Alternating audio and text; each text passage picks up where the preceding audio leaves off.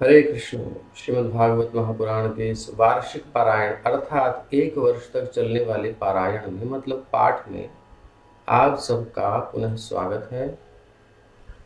हम बड़े आनंद के साथ श्रीमद् भागवत का अध्ययन कर रहे हैं और प्रेम पूर्वक नित्य प्रति हम अध्ययन कर रहे हैं। ध्यान से मेडिटेशन करते हैं कि श्लोक के ऊपर हर अध्याय का स्पर्श करते हुए, और हम पहला, दूसरा, तीसरा, चौथा 4 स्कंद पूरे कर चुके हैं। 5वें स्कंद का 15वां अध्याय आज प्रारंभ हो रहा है और एक सहारा है, भगवान हमारे साथ हैं।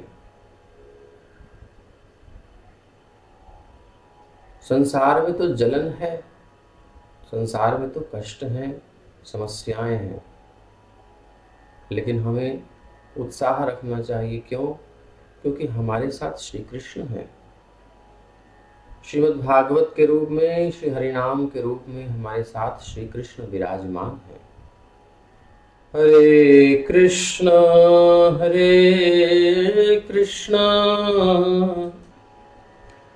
कृष्ण कृष्ण हरे हरे, हरे राम राम राम हरे हरे। ये नाम कौन है? साक्षात श्री कृष्ण है और कोई नहीं है। इस नाम के रूप में साक्षात श्री कृष्ण हमारे साथ में है। इस कथा के रूप में श्री कृष्ण हमारे साथ में है। इसलिए जितना हो सके संग करें, संग करें, श्री हरिनाम का संग करें, श्री हरि कथा का संग करें। हमें केवल एसोसिएशन करनी है, केवल संग करना है, बस कुछ ज्यादा नहीं करना है। भगवान नाम के रूप में आ चुके हैं, अवतार हो चुका है, कथा के रूप में भगवान आ चुके हैं, बट फेथ नहीं है, हम लोगों को विश्वास नहीं है। नहीं तो भगवान छाती ठोक कर कहते हैं, तेषामहं समुद्धरता मृत्यु संसार सागरात् भवामि न चिरात् पार्थ मय्यावेशित चेतसा। तेषाम अहम समुद्धरता, जो निरंतर मेरे चिंतन में, जिनका चित्त मुझसे आवेशित हो गया है, लग गया है, डूब गया है, तेषाम अहम समुद्धरता, उनका उद्धार करने वाला मैं हूं।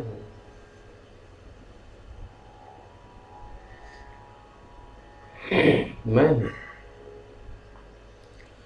इतना क्लियरली भगवान गीता में घोष कर रहे हैं, उद्घोष कर रहे हैं, निर्भय हो जा बच्चा, तेषाम अहम समुद्धरता। मृत्यु संसार सागरा, मरने से डरते हैं ना हम, मृत्यु संसार सागर से ही निकाल लेंगे भगवान। इस सागर में बार बार डूबते हैं, बार बार उबरते हैं, मतलब बार बार मरते हैं और फिर दूसरा जन्म मिलता है, फिर मरते हैं, डूब गए, फिर निकल गए, दूसरा जन्म मिला। ऐसे अलग अलग शरीर कब तक मरेंगे? मरने से डरना खत्म। यदि कृष्ण की शरण ले ली, भगवान का नाम आश्रय कर लिया तो तेषामहं समुद्धरता मृत्यु संसार सागरात् भवामि न चिरात् पार्थ। भवामि न चिरात्, चिरकाल, टाइम ज्यादा नहीं लगेगा, जल्दी करने वाले हैं भगवान। तो तैयार है। उनकी भुजाएं कैसी हैं? आजानुलंबित भुजौ, विशाल भुजाएं हैं, बलिष्ठ भुजाएं हैं। कहते हैं आओ मेरी भुजाओं का सहारा लो।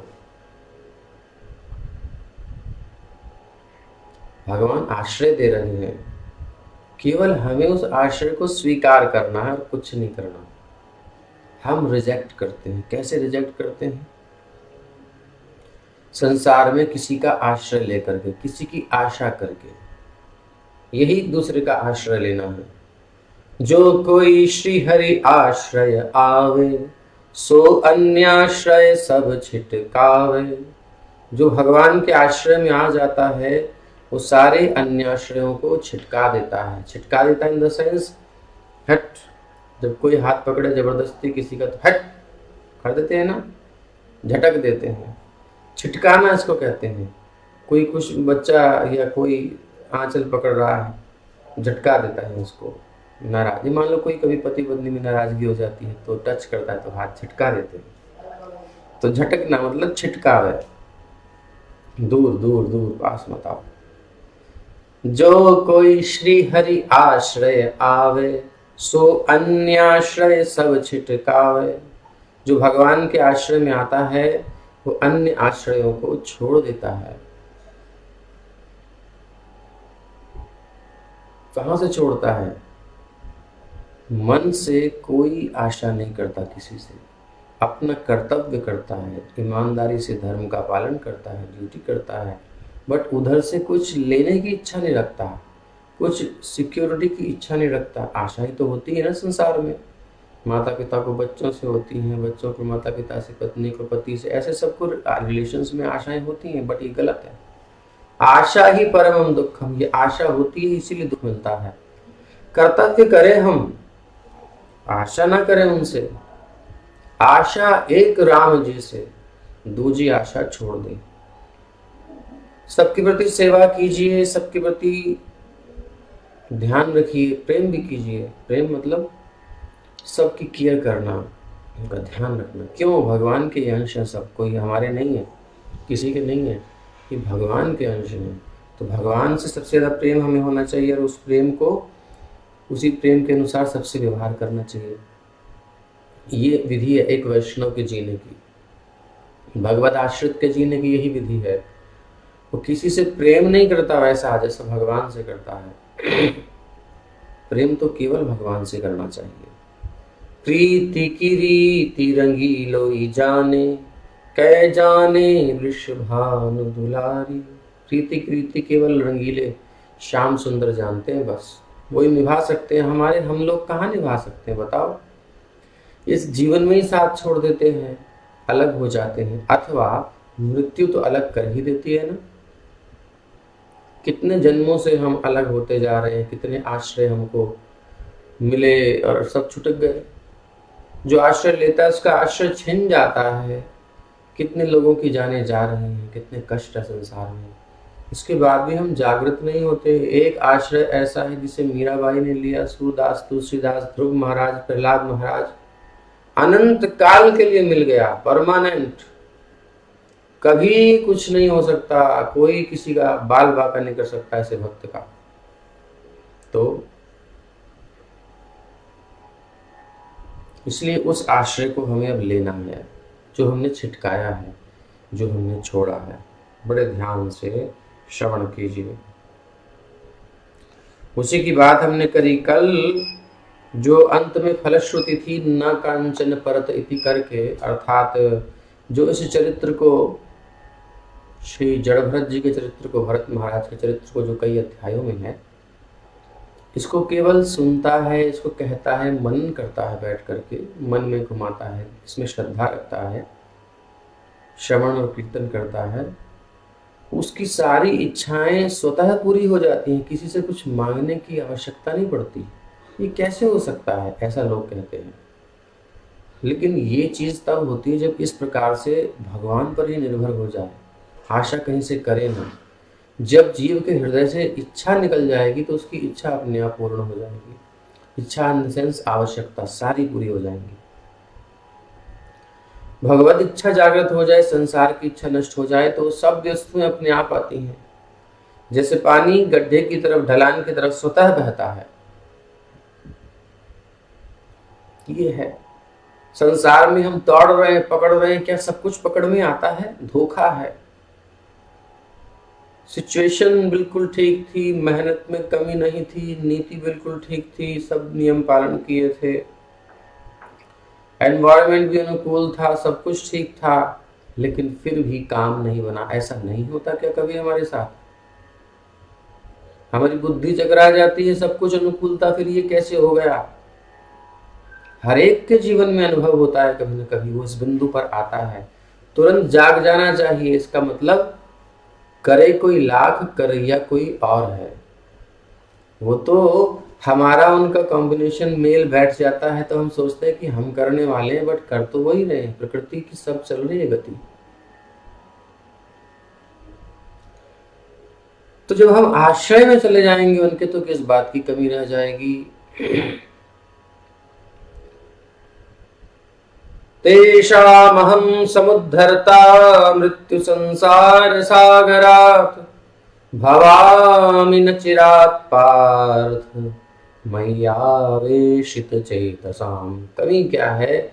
मयि आवेशित चेतसाम।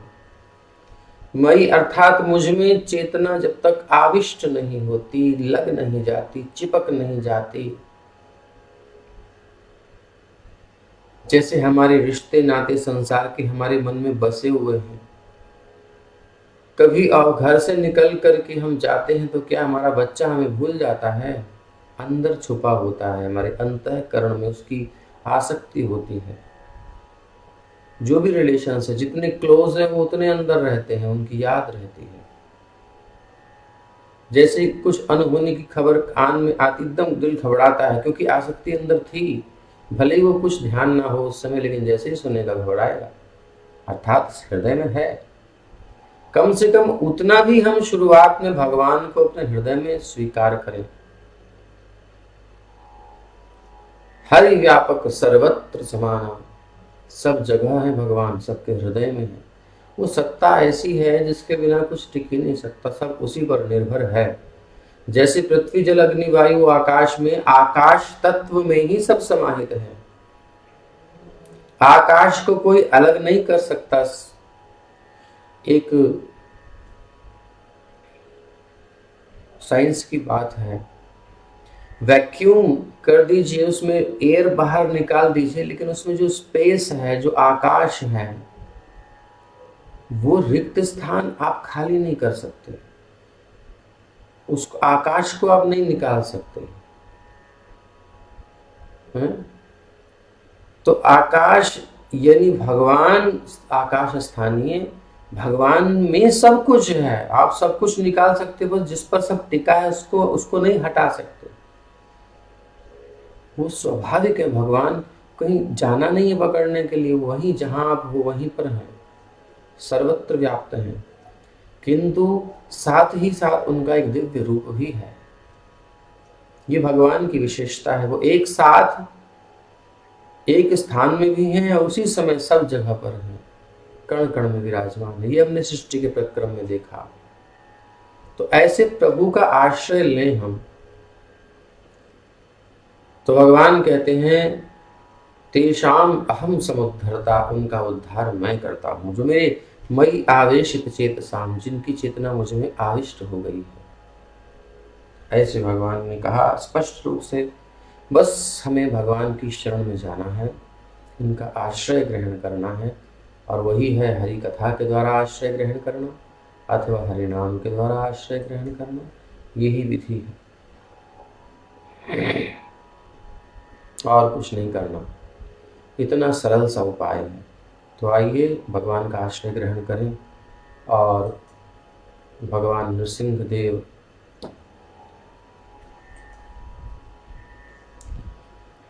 भगवान नृसिंह देव की जय हो।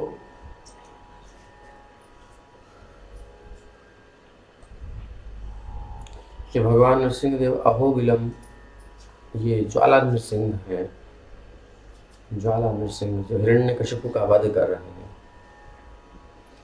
तो जो भी भक्त के मार्ग में आता है, नीचे देखो प्रहलाद महाराज हैं, हम देखेंगे तो हमारी दाएं साइड में और नृसिंह देव की बाएं साइड में छोटा सा, एक तरफ चरण है भगवान का, एक तरफ छोटा सा एक बालक हाथ जोड़ के खड़ा है, अगर दिख रहा हो तो।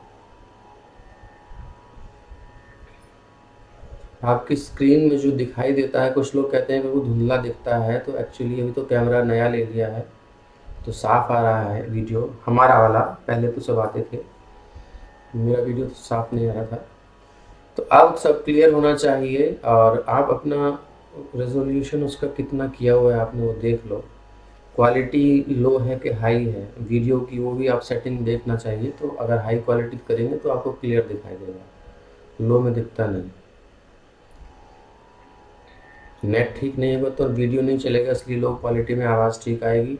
बट वीडियो चाहिए तो क्वालिटी हाई करनी पड़ती है, वो चीज़ें होती हैं यूट्यूब में और फेसबुक दोनों में। तो भगवान नृसिंह का आश्रय प्रहलाद महाराज ने लिया और किस प्रकार हिरण्यकशिपु का हिरण्य भगवान ने वध कर दिया, फाड़ दिया।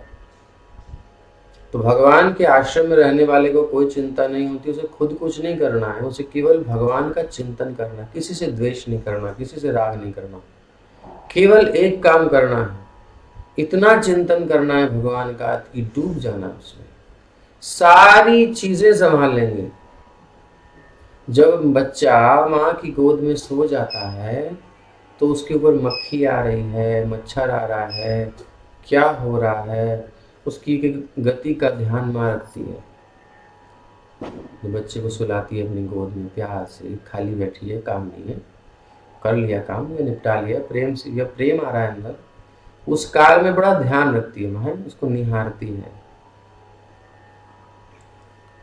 तो वो तो सो रहा है केवल माँ की गोद में। ऐसे ही हम भगवान के आश्रय में रहें, उनका चिंतन मनन करते रहें, बस काम बन जाएगा, कुछ करना नहीं है स्पेशल। मई आवेशित चेतसा, मुझ में आविष्ट हो जाए बस मेरा भक्त, और कुछ नहीं करना है उसे। मई आवेशित चेतसा, चेतना मुझ में आविष्ट हो जाए बस, हो गया काम। इतना सरल काम है। हम संसार में अपना मन आविष्ट कर देते हैं, संसार में मन लगा देते हैं, बट भगवान में नहीं लगा पाते। यही तो आश्चर्य है, महान आश्चर्य है। संसार में लगा देंगे बट भगवान में लगाने में कठिनाई है। तो बिगिनिंग कहीं से भी कीजिए, बट लगाइए धीरे धीरे धीरे धीरे, मन भगवान में लगा दीजिए, यही करना है। इसी की शुरुआत है। कथा में थोड़ा थोड़ा मन लगेगा, हरि नाम में थोड़ा थोड़ा मन लगेगा, कोई भी विधि अपनाओ, कैसे भी मन लगे भगवान में, बिगिनिंग तो हो। फिर धीरे धीरे अन्य आश्रय जो भी हमने मन में आसक्तियां बना रखी हैं, धीरे धीरे उनको हटाना है, धीरे धीरे। बाहर किसी को कुछ नहीं कहना है, वो जैसा चल रहा चलने दो। इंटरनली अंतःकरण से भगवान का आश्रय करते जाना है, किसी से आशा नहीं करनी है, काम करना है, सेवा करनी है, प्रेम भगवान से करना है, आश्रय उनका लेना है, डायरेक्ट लिंक किसी से नहीं जोड़ना है। ये साधना है, ये एक समय की बहुत जल्दी वाली नहीं हो, समय लगता है इसमें, इसे करने में समय लगता है।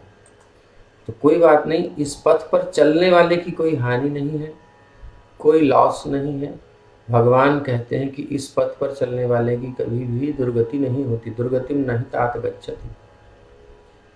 थोड़ा भी उसने प्रयास किया है, उसमें स्वल्पमप्यस्य धर्मस्य, सुअल्पम अपि, अल्प मतलब थोड़ा, सु मतलब उपसर्ग लग गया, मतलब बहुत थोड़ा भी अगर इस प्रकार प्रॉपर अंडरस्टैंडिंग के साथ उसने इंटरनली प्रयास किया है, क्योंकि एक्सटर्नली भी करना सबके बस की बात नहीं है। सब प्रैक्टिकली सब छोड़ छाड़ के पूरी तरह भगवान की शरण में नहीं जा सकते, वो भी सन्यासियों का पथ है, बट उस पर सब नहीं चल सकते, तो नो प्रॉब्लम।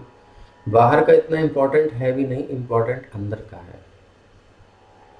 अंदर से धीरे धीरे संसार का आश्रय त्यागना। तो थोड़ा भी अगर हमने त्यागा है संसार का आश्रय, भगवान का आश्रय लिया है, विशेष लिया है आश्रय, तो सुअल्पमपि धर्मस्य, हस्य धर्मस्य, इस धर्म का, भक्ति धर्म का, त्रायति महतो भयात, बड़े भयानक भयों से रक्षा हो जाती है जीव की, थोड़े से प्रयास से। फिर जिसने पूर्ण कर लिया उसकी तो बात ही क्या, वो तो प्रहलाद महाराज आपके सामने है ही। तो आज जो समय चल रहा है, इस समय सारी पृथ्वी आक्रांत है, सब जीवों का मंगल हो, सब सुखी हो, सर्वे भवन्तु सुखिनः, सर्वे सन्तु निरामया, सर्वे भद्राणि पश्यन्तु मा कश्चित् दुःख भाग् भवेत्। किसी को दुख ना हो, इसी कामना से हम श्रीमद् भागवत को सब जगत के हित के लिए समर्पित कर रहे हैं, भगवान के चरणों में बैठे हैं कि हे प्रभु अपने समस्त बालकों को, समस्त बच्चों को, थोड़े नालायक भी हैं, कुछ अच्छे हैं, कुछ नालायक हैं, नालायकों के चक्कर में कुछ लोगों को, अच्छे बच्चों को भी भोगना पड़ता है, कुछ लोगों ने गलती किया है, बाकी को भोगना पड़ रहा है। प्रभु कृपा करो, सब पर दया करो और सबको सतमति दो, सद्बुद्धि दो, सन्मति, ताकि सब आपके भजन में लगें और प्रकृति से खिलवाड़ न करें और प्रेम से जिएं। भगवान ने सब दिया है, उसका दुरुपयोग न करें, सदुपयोग करें। इसी भावना से सबके प्रति, सबकी तरफ से प्रार्थना करते हैं भगवान से और इस कथा का प्रारंभ करते हैं। भगवान के चरणों में ही समर्पित कर रहे हैं, लेकिन सब जीवों को साथ लेकर के। जैसे व्यास देव जी कहते हैं, सत्यम परम धीमहि वयम ध्यायेम। व्यास देव जी भागवत का, भगवान का ध्यान कर रहे हैं, भगवान की भागवत का चिंतन कर रहे हैं, समस्त जीवों को अपने अंतःकरण में लेकर के। यही है विश्व बंधुत्व, विश्व प्रेम, सबके प्रति संभाव से। तो भगवान का आश्रय लेते हैं, आज की कथा प्रारंभ करते हैं।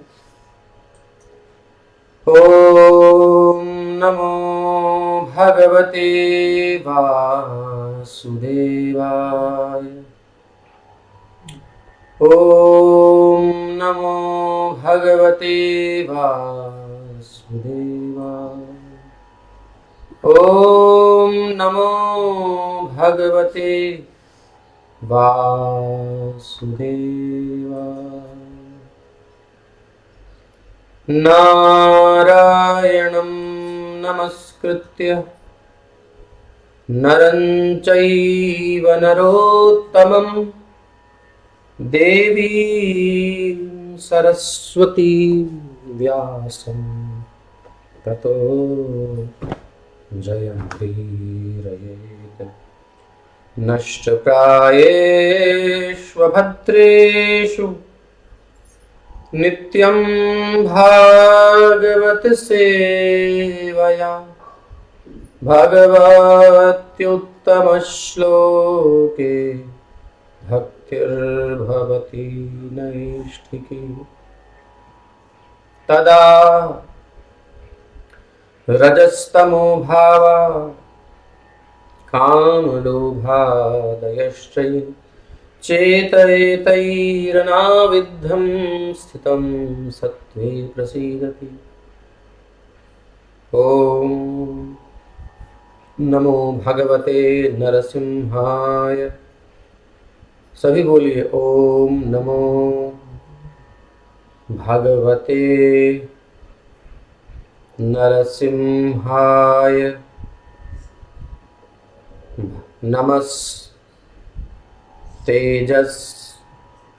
तेजसे आविर्भव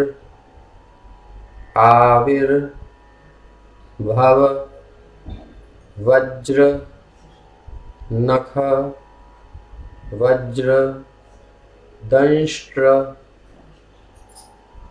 कर्मा शयान रंधय तमो ग्रस ओम स्वाहा। अभयम आत्मनि। सभी को अभय प्रदान करें, सभी को अभय प्रदान करें, निर्भय कर दें सबको। आत्मनि, अंतःकरण में, हृदय में डर न रहे। अभयम आत्मनि भूयिष्ठा। ओम क्षौम। हे जय श्री नृसिंह भगवान की जय, भक्त शिरोमणि प्रहलाद महाराज की जय। सबका कल्याण करे प्रभु। आइए प्रारंभ करते हैं सत्र और शुरू करते हैं श्लोक। अध्याय 15। सबको ठीक से दिखाई दे रहा है श्लोक? ये बैकग्राउंड और डार्क किया जाए।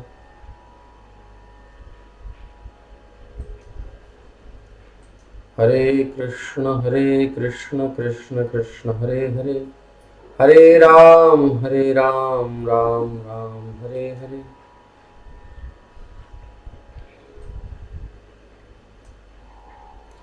तो ये जो अध्याय है राजा प्रियव्रत के वंशजों का यश वर्णन कर रहा है। प्रियव्रत का नाम आपको याद है ना, 5वां स्कंद प्रारंभ हुआ था।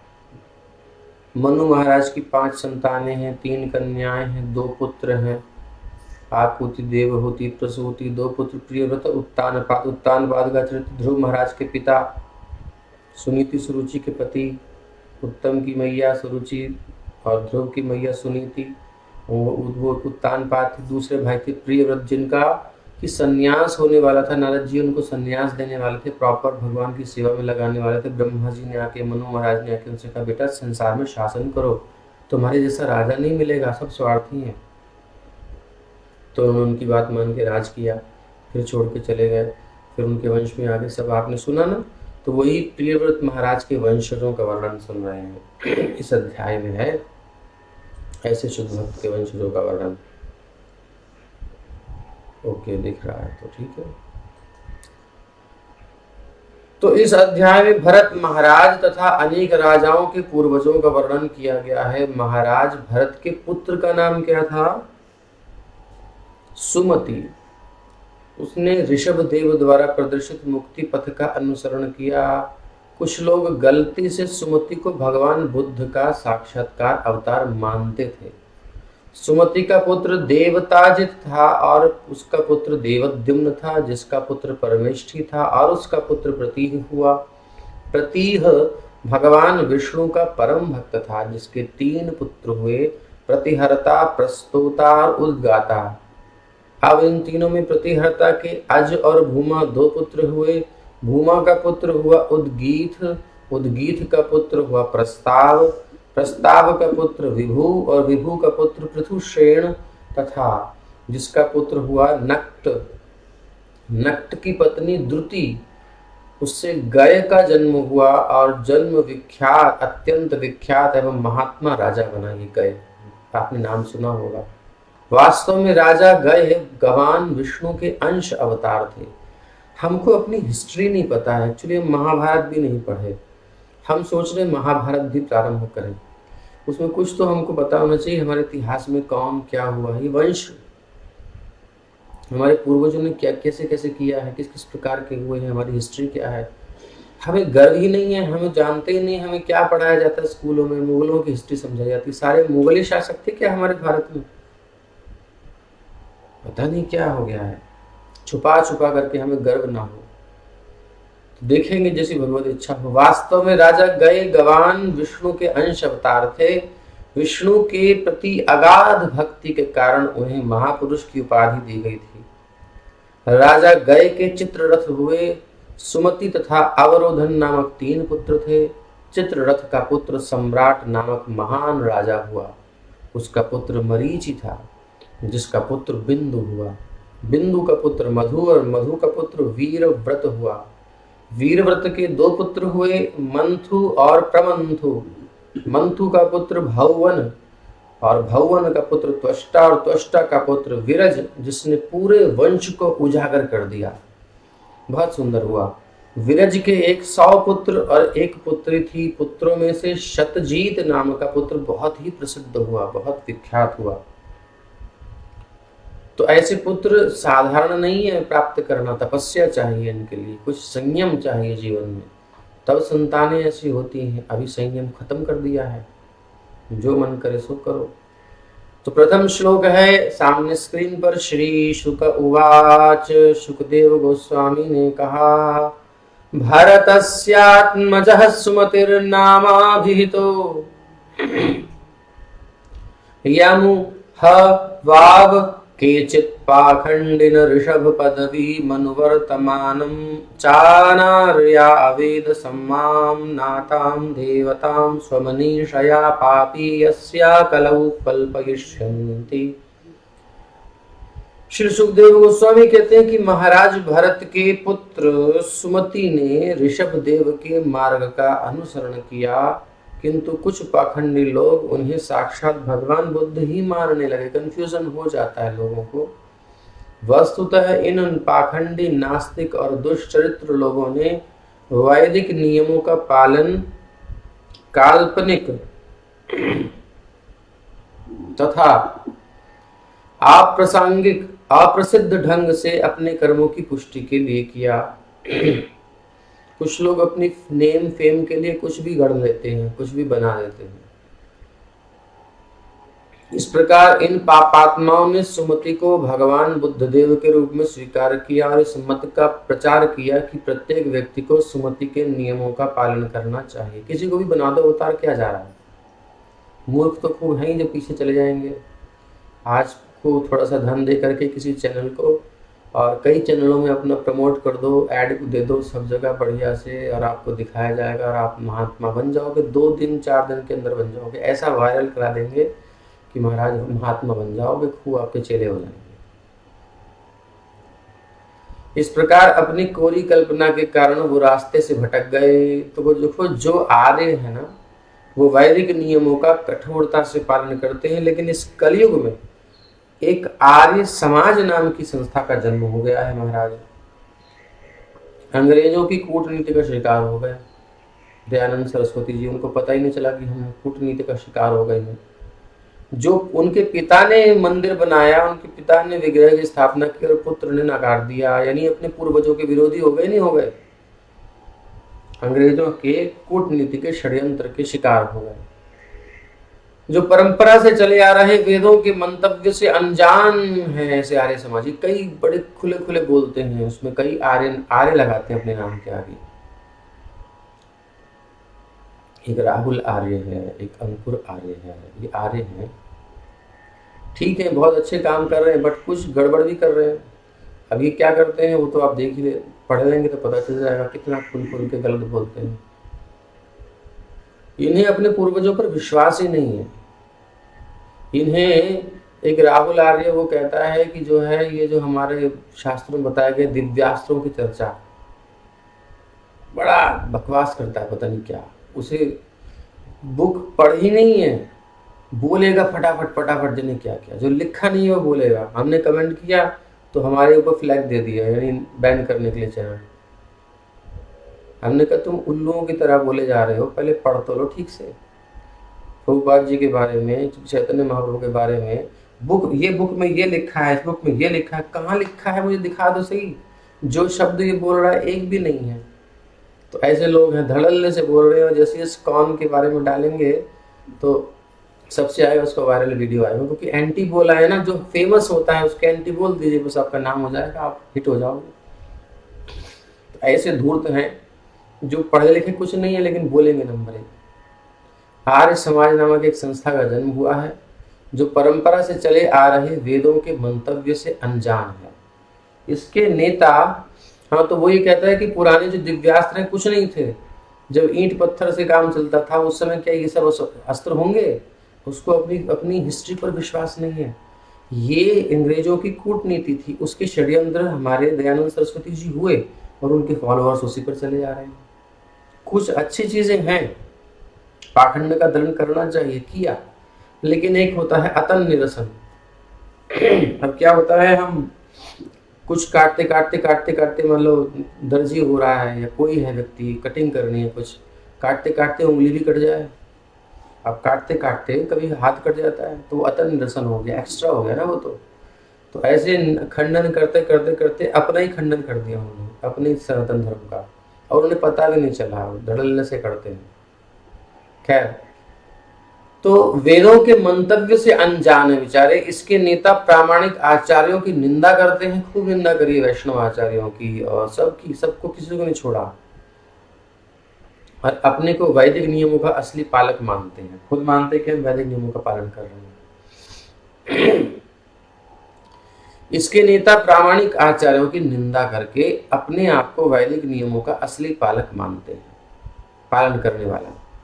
वैदिक नियमों का पालन न करने वाले ऐसे आचार्य इस समय आर्य समाजी या जैन कहलाते हैं। जैन के बारे में आपने सुना ही था।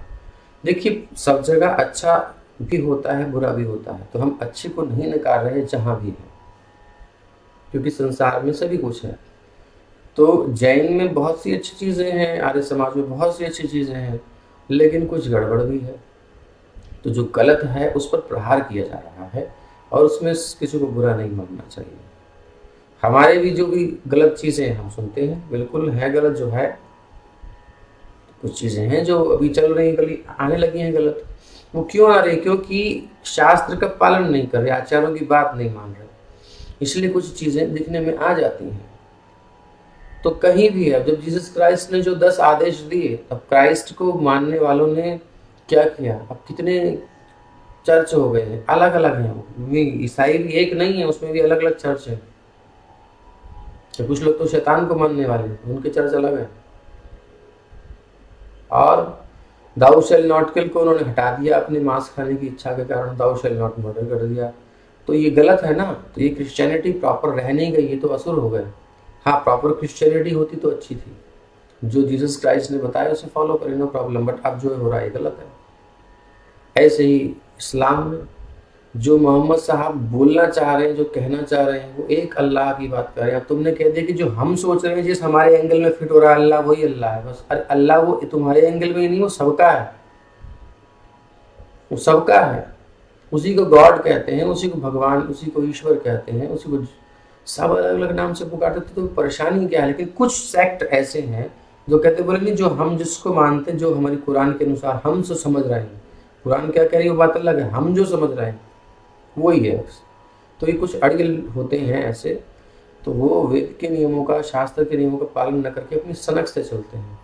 उनको तो कहना ही चाहिए, जरूरी है, नहीं तो फिर धोखे में रहेंगे लोग।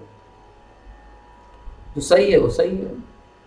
वो न केवल वैदिक नियमों का पालन ही नहीं करते, प्रत्युत भगवान बुद्ध से भी उनका कोई संबंध नहीं है। जो बौद्धिस्ट हैं वो भी बुद्ध से संबंध कहाँ रख रहे हैं? धीरे धीरे सब में पाखंड आ रहा है। तो पीछे क्या हुआ था? जो बुद्ध थे, बुद्ध के फॉलोअर्स, वो उनके जो मठ थे वो प्रश्रय होने लगे थे, मतलब उसमें गलत काम शुरू हो गए थे। ये हिस्ट्री में होता रहता है। अब कहीं, अब जो मदरसों में सुनने में आता है, कहीं हथियार मिलते, क्या मिलते हैं। और कभी गुरुद्वारे में देखो मिसयूज होने लगा था, कुछ कट्टरपंथी आ गए थे। गुरु ग्रंथ साहिब जी में स्पष्ट लिखा है साफ, भगवान की किसी के प्रति कैसी भावना होनी चाहिए, क्या कितना सुंदर सेवा भाव है। लेकिन कुछ लोग ने अपना उसका नाम लेकर के गुरुद्वारे में रह करके अपना आतंकवाद फैलाना शुरू किया था। आपको पता ही है कितनी गोलियां चली थी उसमें, उसी कारण इंदिरा गांधी को मरना पड़ा। तो जो भी है, तो वो चीज़ गलत जब होती है तब गलत कहने में कोई दोष नहीं है, लेकिन जो मूल है उसको पकड़ना चाहिए। नानक जी क्या कहना चाहते थे वहां पहुंचिए, सब में एक ही बात मिलेगी। अगर आप देखेंगे ना थोड़ा उठ करके, आजकल के जो लोग अपने अपने मंतव्यों को देने वाले हैं, किसी भी धर्म में पहुंच जाओ, पंथ में पहुंच जाओ, धर्म तो एक ही है सनातन धर्म, लेकिन किसी भी पंथ में पहुंच जाओ, किसी भी मार्ग में जाओ, उसकी ड्रेस बदली हुई मिलेगी, भाषा कुछ और होगी, तरीका कुछ और होगा, लेकिन जो उसकी आत्मा है वो एक ईश्वर की बात करती है, उसके प्रति प्रेम करने की बात करती है, उसके प्रति समर्पण की बात करती है। उस पंथ में ऊंचे पहुंचे हुए जो संत फकीर जो भी कह लीजिए, वो जो कह रहे हैं उनकी वाणियों में वो बात झलकती है। ये बातें वहां हम देखनी चाहिए, इसलिए भ्रमित नहीं होना चाहिए। कुछ लोग बहुत गलत तरीके से अपने धर्म को प्रस्तुत करते हैं, ऐसे ही यहाँ भी सनातन धर्म के नाम पर भी लोग कुछ कुछ अपने मंतव्य प्रस्तुत करते हैं। तो वहाँ भी पाखंड है, सब जगह पाखंड है, ऐसा नहीं कि कहीं नहीं है, सभी जगह है। लेकिन हमें उसको से छांट करके जो ओरिजिनल उसकी आत्मा है, शास्त्र क्या कहना चाह रहा है वो समझना है। तो वैदिक नियमों का पालन ही नहीं करते, प्रत्युत भगवान बुद्ध से भी उनका कोई संबंध नहीं। सुमति के आचरण का अनुकरण करने के कारण वो अपने को ऋषभ देव की संततियां घोषित करते हैं। वैष्णव जन इनकी संगति से दूर रहते हैं, क्योंकि उन्होंने अपना नेम फेम के लिए वही ये ठीक है, हाँ हम उन्हीं के वंशज हैं। अब कबीरपंथी कबीरदास ही कितने बड़े भक्त, और उनकी नाम लेकर के कुछ लोग जो कहते हैं ये है वो है, वो निंदा करते हैं। तो वो एक धारा ही अलग चली जाती है। नाम भले रह जाए कबीरपंथी, पर वो होते नहीं है कबीर को फॉलो करने वाले। मूल को पकड़ना चाहिए। मूल क्या है? तो वैष्णव जन जो होते हैं वो ऐसे लोगों की संगति से दूर रहते हैं, क्योंकि वो वेद पथ से अनजान होते हैं, वेद पथ को नहीं जानते, वो पाखंड में चले जाते हैं, उनको खुद नहीं पता चलता। भगवद गीता 15 अध्याय 15वें श्लोक में श्री कृष्ण का वचन है, वेदैश्च सर्वैर अहम एव वेद्यो। वेदों का वास्तविक प्रयोजन कहते हैं भगवान कृष्ण की मुझे जान लेना है। संपूर्ण वैदिक शास्त्रों का यही आदेश है। जो भगवान श्री कृष्ण की महानता से परिचित नहीं है उसे आर्य नहीं माना जा सकता। वो आर्य कैसा? जो श्री कृष्ण को भगवान न माने।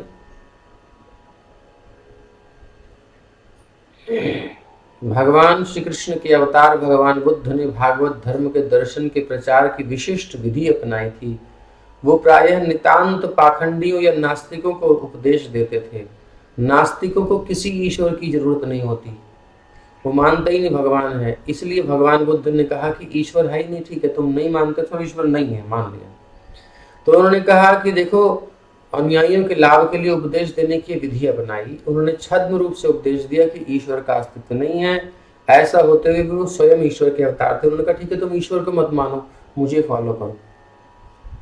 तो इनडायरेक्टली उन्होंने उनसे कहा कि मुझे फॉलो करो, भगवान को मत मानो। नास्तिकों को भी रास्ते पर लाने के लिए भगवान ने प्रयास किया। और वो कौन है? भगवान के अवतार।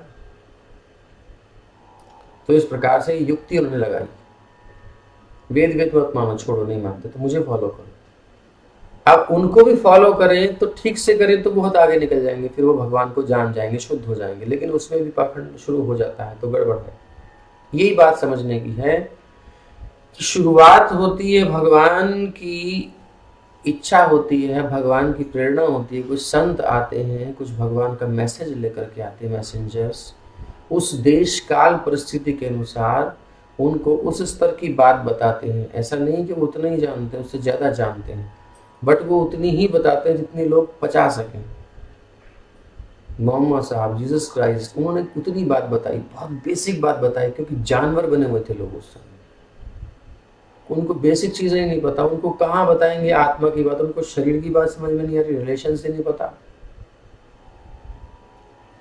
पशुओं की भांति आचरण है, तो उनको पहले तो मानव बनाना पड़ेगा। तो छोटी छोटी चीजें बताएं, उसी में उनको परेशानी हो गई। खैर, तस्माद् वृद्ध सेनायां देवता जिन्नाम पुत्रो भवत्।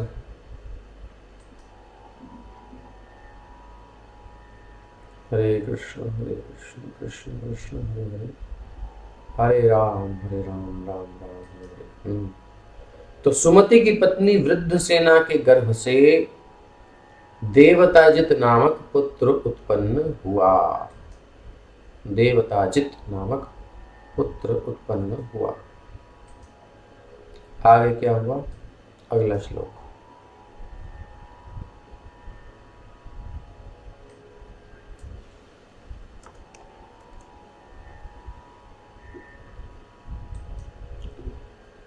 अथा सूर्यां तत्तनयो देवद्युम्नस्ततो धेनुमत्यां सुतः परमेष्ठितस्य सुवरचलायां रतिः उपजातः। तत्पश्चात देवताचित की पत्नी आसुरी के गर्भ से देवद्युम्न नामक पुत्र उत्पन्न हुआ। देवद्युम्न की पत्नी धेनुमति के गर्भ से परमेष्ठि नामक पुत्र का, और परमेष्ठि की पत्नी सुवरचला के गर्भ से प्रतीह नाम के एक पुत्र का जन्म हुआ। यह आत्मविद्यामाख्याय स्वयं संशुद्धो महापुरुष मनुसस्मार। राजा प्रतीह ने स्वयं आत्म साक्षात्कार के सिद्धांतों का प्रचार किया, प्रसार किया, फैलाया। इस प्रकार शुद्ध होकर वो परम पुरुष भगवान विष्णु के महान भक्त बन गए और प्रत्यक्ष रूप से उनका साक्षात्कार किया। तो भक्त जो होता है वही भगवान को देख सकता है। आप कहते हो भगवान दिखाओ, कहीं है नहीं भगवान, हमारे सामने दिखाओ, ऐसे थोड़ी दिखते हैं भगवान। भक्तिया माम अभिजानाति, भगवान भक्ति से प्रकट होते हैं। अब किसी को आप जबरदस्ती अपने सामने ले आओगे क्या? मानो कोई आपसे कहे मैं नहीं मानता है, जब तक देखूंगा नहीं, बाहर निकल, ऐसे कोई अकड़ के बोले तो आप जाओगे उसके पास? मुझे क्या जरूरत पड़ी इसके पास जाने की, इसके पास अकड़ है इतनी, जा हटा यहाँ से। हम भी नहीं जाते। तो जो भगवान से प्रेम नहीं करता, रिलेशन नहीं करता, चैलेंज कर रहा है उल्टा और अकड़ रहा है, गॉड डज नॉट एग्जिस्ट, है तो दिखाओ मेरे को। अब ऐसे व्यक्ति के सामने भगवान थोड़ी आएंगे। भगवान आते हैं प्रेम, प्रेम ते प्रकट हो ही मैं जाना, भक्त्या माम अभिजानाति, भक्ति से भगवान जाने जा सकते हैं। भक्ति की आवश्यकता है। राजा प्रतीह ने स्वयं ऐसा किया, भक्ति की और भगवान के भक्त बने और भगवान का साक्षात्कार किया। कितने लोगों ने भगवान का दर्शन किया। अनुसस्मार शब्द अत्यंत सार्थक है। भगवत भावना, ये जो कृष्ण चेतना है ना, ये काल्पनिक नहीं है, ये कल्पना नहीं है। कुछ लोग कहते हैं ये तो कल्पना है। ये मन गढ़ंत नहीं है कि हमने कुछ चीजें बना दी, ऐसे करो ऐसे करो, नहीं। विशुद्ध एवं महान भक्त भगवान का यथानुरूप साक्षात्कार करता है। जब आप विशुद्ध हो जाते हो, प्योर हो जाते हो, जब आपके अंदर प्योर डिवोशन, प्रेम प्रकट होता है, तो भगवान सामने होते हैं। महाराज प्रतीह ने ऐसा ही किया। भगवान विष्णु का प्रत्यक्ष साक्षात्कार कर लेने के बाद उन्होंने आत्म साक्षात्कार का प्रचार किया। तो प्रचार करने से पहले कुछ तो अनुभूति होनी चाहिए, कुछ तो कन्विंस होने चाहिए हम शास्त्र से। हम खुद ही कन्विंस नहीं हैं, और कुछ लोग ऐसी संस्थाएं हैं जो पैसा दे करके और प्रचारकों को भेजती है जहाँ तहाँ, कुछ ट्रेनिंग कर लो और गुरु जी की कैसेट चला देना और बस उसके बाद उनका प्रचार प्रसार करना। अथवा गुरु जी ने कुछ उनको पन्ने रटा दिए हैं, कुछ कॉपी बनवा दी बिल्कुल एज इट इज, तो जो भी बोलेगा वही बोलेगा, डिट्टो कॉपी करके। उसकी खुद रियलाइजेशन हो ना हो वो इम्पोर्टेंट नहीं, क्योंकि गुरु प्रधान है, गुरु तक लेके आना है सब लोगों को। ऐसे बहुत सी चीजें चल रही हैं आजकल नेम फेम के लिए, बट रियलाइजेशन शिष्य को पहले कुछ तो साधना करे, साधना करके उसमें लगे तो पावर आती है। बोलने में तब वजन होता है, नहीं तो यूं ही बोल लेने से क्या होगा, है कि नहीं है। जाके पैर फटी न विवाही, सो क्या जाने पीर पर आई। तो पहले खुद थोड़ा अनुभव होता है, तब बोलने में समझ में आती है। अब माताएं किसी को राय देती हैं कि देखो मुझे ऐसी समस्या, अच्छा हाँ मुझे भी हुई थी, मेरे को बड़ा ऐसा ऐसा, तो मैंने ये किया था, ये किया था, बेटा ऐसा करना, ऐसे करना। माएँ अपने बच्चों को सिखाती है ना, उनको कुछ कुछ प्रॉब्लम्स होती हैं तो जीवन में हमारे हुई हैं, बच्चों को सिखाते हैं। क्यों? क्योंकि हमने अनुभव किया है, इसलिए हम बता देते हैं। उसको वो फॉलो करते हैं, उनको रिलीफ मिलता है, लाभ मिलता है। तो ये उन्होंने आत्म साक्षात्कार कर लेने के बाद उन्होंने आत्म साक्षात्कार का प्रचार किया और वो स्वयं उपदेशक बन गए, प्रचार करने वाले बन गए। सच्चा उपदेशक कभी छल्ली नहीं होता। पहले उसे भगवान विष्णु का उसी रूप में साक्षात्कार करना होता है। सच्चा उपदेशक कभी छलने वाला नहीं होता। पहले खुद साक्षात्कार करता है, फिर वो, यानी कुछ अनुभूति खुद जीवन में होती है तभी विश्वास से बोल सकता है। अब किसी कंपनी का कोई प्रोडक्ट बेचने के लिए जाए, उसकी वाणी में अगर उसने विश्वास ही नहीं है प्रोडक्ट के ऊपर खुद ही, तो उसकी वाणी ढीली ढाली होगी। कोई भी उसे थोड़े से क्वेश्चन करके हिला देगा। लेकिन अगर उसने उसको अपनाया होगा, उसके रिजल्ट देखे होंगे, तो वो प्रोडक्ट अच्छे से सेल कर सकता है, अगर वो सही प्रोडक्ट है तो।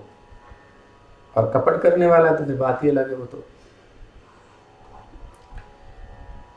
तो भगवत गीता में पुष्टि की गई है 4थे अध्याय के 34वें श्लोक में, उपदेक्षन्ति ते ज्ञानं ज्ञानिनस् तत्वदर्शिनः।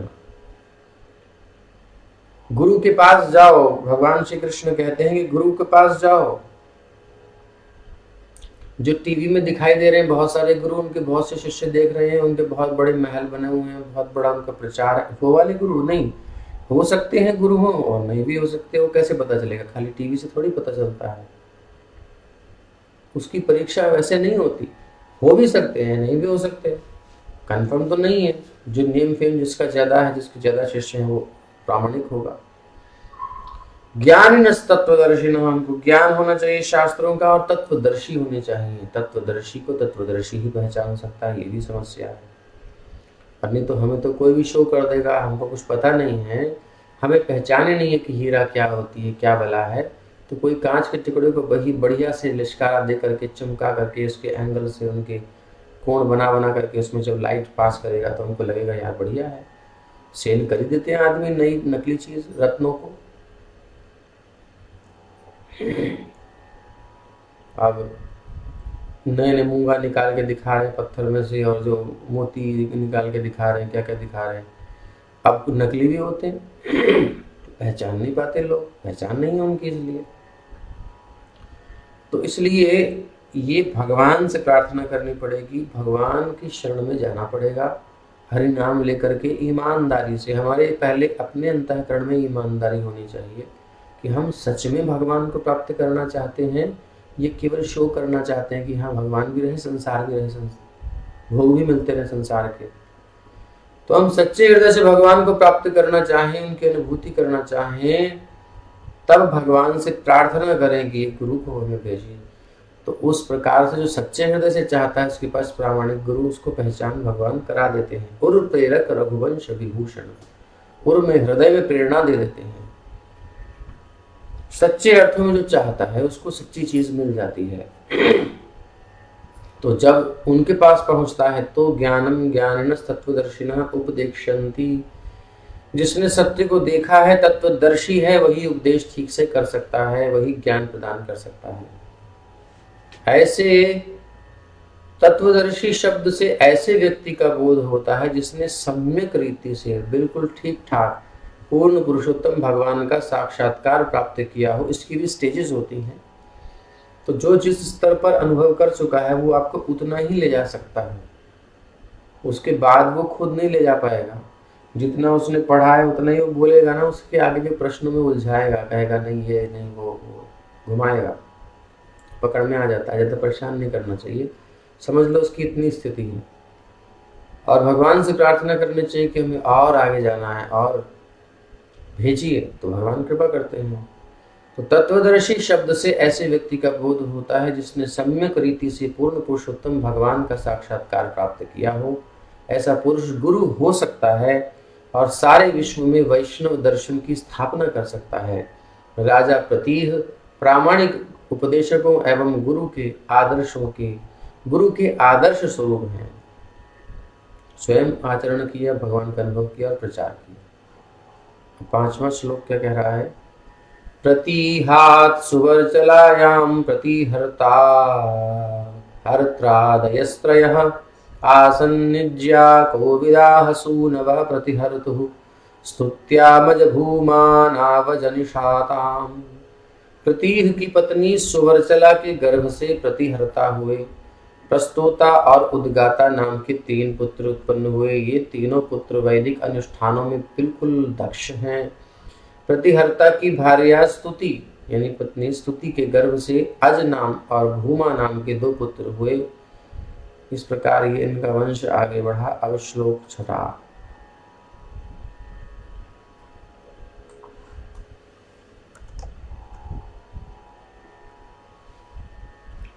छठे श्लोक में वर्णन आ रहा है।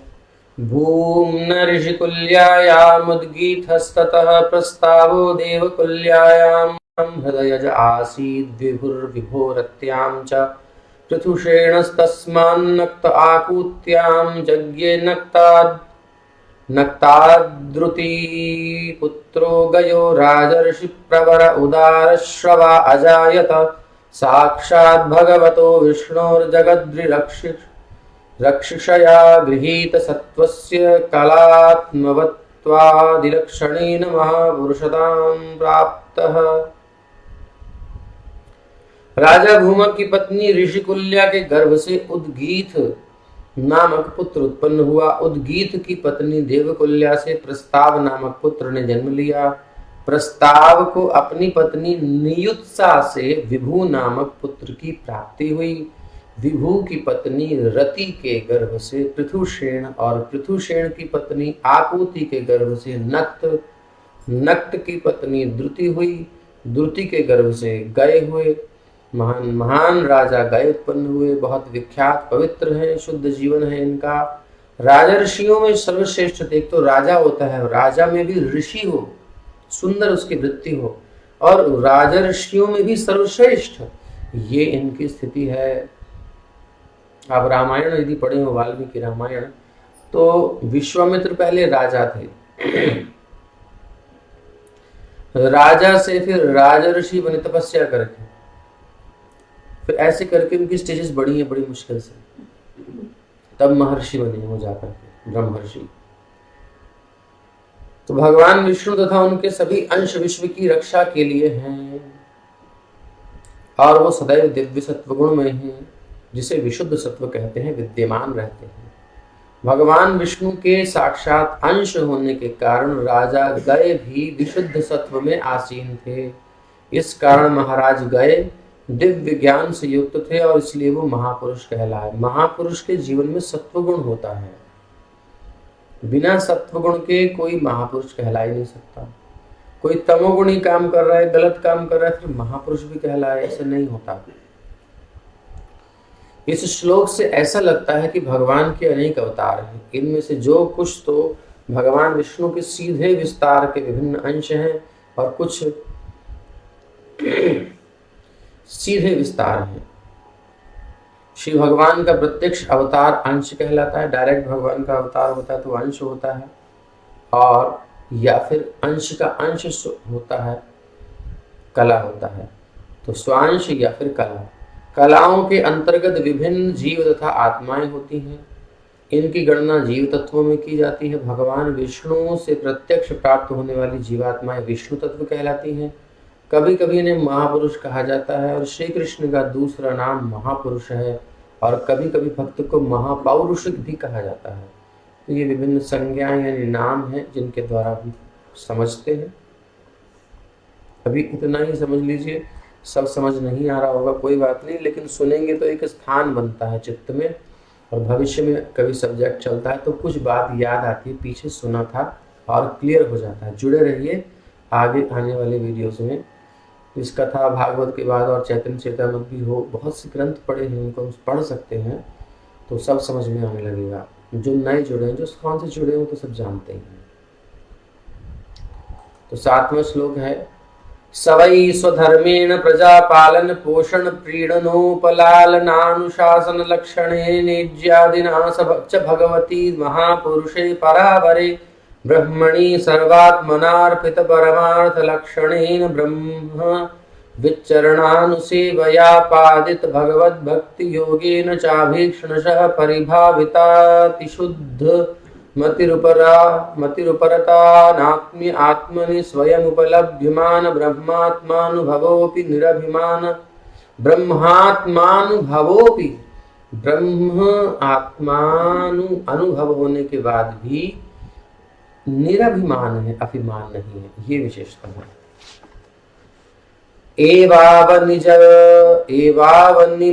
एवावनिमजूगपत, राजा गए ने अपनी प्रजा को पूर्ण सुरक्षा प्रदान की। ये राजर्षियों में सर्वश्रेष्ठ हैं, तो राजा है, राज्य कार्य भी करे पर ऋषि का धर्म भी निभा रहे हैं, सबके प्रति करुणा। तो सारी प्रजा को पूरी सुरक्षा दे दी, फुल सिक्योरिटी, जिससे अवांछित तत्व, अब देखिए अवांछित तत्वों को सिक्योरिटी नहीं दी है, आतंकवादियों को सिक्योरिटी नहीं दी, जो हार्मफुल तत्व है उनको सिक्योरिटी नहीं दी जा रही है। सबको सिक्योरिटी का मतलब जो पॉजिटिव है, जो नेगेटिव है उनकी बात नहीं हो रही। राजा गए ने अपनी प्रजा को पूर्ण सुरक्षा प्रदान की, जो उनकी प्रजा है। अब जो विरोधी हैं शास्त्र के, राष्ट्र के, धर्म के, उनको तो प्रोटेक्शन देनी नहीं चाहिए। अवांछित तत्वों से उनकी निजी संपत्ति को किसी प्रकार की क्षति न पहुंचे, ऐसी सुरक्षा दी। तो आज के राजनेताओं को देखना चाहिए कि कैसी सुरक्षा दी जाती है। उन्होंने इसका भी ध्यान रखा कि प्रजा को पर्याप्त भोजन प्राप्त हो, और आजकल तो समस्या है। यही पोषण कहलाता है, पालन पोषण लालना, ये सब आ रहा है शब्द श्लोक में। कभी कभी प्रजा को प्रसन्न रखने के लिए वो दान देते थे, ये प्रीणन कहलाता है। राजा कभी कभी कुछ दान भी करता है, जैसे कि अभी इसको महामारी के चलते कुछ अन्नदान में चला था, कुछ चल रहा है। कभी कभी वो प्रजा की सभाएं बुलाते थे, कभी कभी लोगों को, प्रजा को बुलाना चाहिए राजा को पास में अपने। आजकल तो बड़ा सुंदर व्यवस्था है कि आप जब पहले के समय में भी राजा सारी प्रजा को बुला के कभी वार्तालाप संवाद करते थे। संवाद जरूरी है, नहीं तो बस उस समय जब वोट देने का समय पे जय जय राम जी की हो जाती है, जो भी करते हैं उसके बाद पता नहीं है। नहीं, सुलभ होना चाहिए, राजा को प्रजा के लिए सुलभ होना चाहिए, जैसे एक पुत्र को पिता सुलभ होता है, ऐसा होना चाहिए। सुषमा स्वराज जी के बारे में सुनते हैं कि सुलभ, जो थोड़ा सा भी उनको पता चलता था कुछ करती थी, कुछ होना चाहिए, मतलब कहने का। इसे क्या कहते हैं? उपलालन। कभी कभी प्रजा की सभाएं बुलाते और मीठे वचनों से तुष्टि प्रदान करते, ये उपलालन कहलाता है। वो उन्हें उच्च कोटि के नागरिक बनने की शिक्षा देते हैं। ये नहीं कि खाली राजा बस शासन कर रहा, सिक्योरिटी दे रहा है उनको या वस्तुएं दिए जा रहा है, नहीं, उनको शिक्षा जरूरी है। उनको समझाना कि जीवन कैसे जीना है, जीवन का लक्ष्य क्या, खुद को ही नहीं पता तो बताएंगे क्या। इसलिए राजर्षि ही राजा बने तो अच्छा है, ऐसे सज्जन व्यक्तियों को राजा बनाना चाहिए। तो ये अनुशासन कहलाता है, कैसे अच्छा नागरिक बना जाए। राजा गय में इस प्रकार की विलक्षणताएं थी। इन सब के साथ ही साथ वो गय गृहस्थ थे और गृहस्थ जीवन के सभी नियमों का कड़ाई से पालन करते थे। ये नहीं कि इंद्रियां ढीली हैं तो कुछ भी चल रहा है, टाइम निकल गया अपना धर्म सेवा का, कुछ जाने के बोले आज मूड नहीं, ऐसे नहीं, डूबे नहीं थे, कड़ाई से पालन करते थे। जिसकी जो समय है उतना दिया जाएगा, उसके अलावा नहीं। ये यज्ञ करते थे तथा श्री भगवान के एक निष्ठ भक्त थे। भक्त में एक निष्ठता जरूरी है। अब पति हो तो एक ही हो, तो कई सारे पति हो जाए तो गड़बड़ हो जाएगी ना। ऐसे ही भगवान ही एकमात्र हमारे आश्रय हो। तो भगवान में एक निष्ठ भक्त हैं, महापुरुष कहे जाते थे, क्योंकि राजा के रूप में उन्होंने नागरिकों को सारी सुविधाएं प्रदान की थी। गृहस्थ के रूप में वो भी सभी कर्तव्यों का पालन करते थे। देखो, राजा भी हैं, सारी प्रजा का भी पालन कर रहे हैं, अपनी गृहस्थी भी देख रहे हैं, सबका। कभी बच्चों ने, पत्नी ने नहीं कहा कि हमको टाइम नहीं देते, कभी प्रजा ने नहीं कहा कि हमको टाइम देते। ये मैनेज करना आना चाहिए। फलस्वरूप वो अंततः भगवान के परम भक्त हुए। भक्त के रूप में वो सभी भक्तों का आदर करने, भगवान की सेवा करने को तैयार रहते थे हमेशा। कभी भी इतने के बाद भी डिवोटीज कहीं दिख जाए भक्त, तो तुरंत तैयार, खुश होकर के आ जाते थे सामने, स्वागत सत्कार करने को तैयार रहते थे, मानो बिल्कुल पता चलते ही तैयार। ये नहीं कि अभी नहीं है, बस टाइम नहीं, तुरंत सब काम पीछे। ये पहले भगवान की दी हुई संपत्ति, भगवान का दुनिया, और उनके जन आए हैं तो उनकी तो पहले ध्यान रखना पड़ेगा। ये भक्ति योग की प्रक्रिया है। भक्त का सम्मान बहुत जरूरी है। वैष्णव को देखते ही प्रसन्न होना चाहिए, मुस्कुराहट के साथ स्वागत करना चाहिए, प्रणाम करना चाहिए, कुछ मीठे वचन बोलने चाहिए, आसन देना चाहिए, जो भी संभव हो हमारे पास कुछ ना कुछ भेंट करना चाहिए। भेंट करने का कुछ नहीं है पास में, आप आसन दे दो, जल दे दो, मीठी वाणी से मुस्कुरा करके स्वागत करो, प्रणाम करो, इतना ही बहुत है। संपन्न नहीं है तो संपन्न है, तो जो इसकी इच्छा हो वो करे। इन दिव्य कर्मों के कारण राजा गए देहात्म बोध से हमेशा मुक्त रहे। ये सब करने से होता क्या है?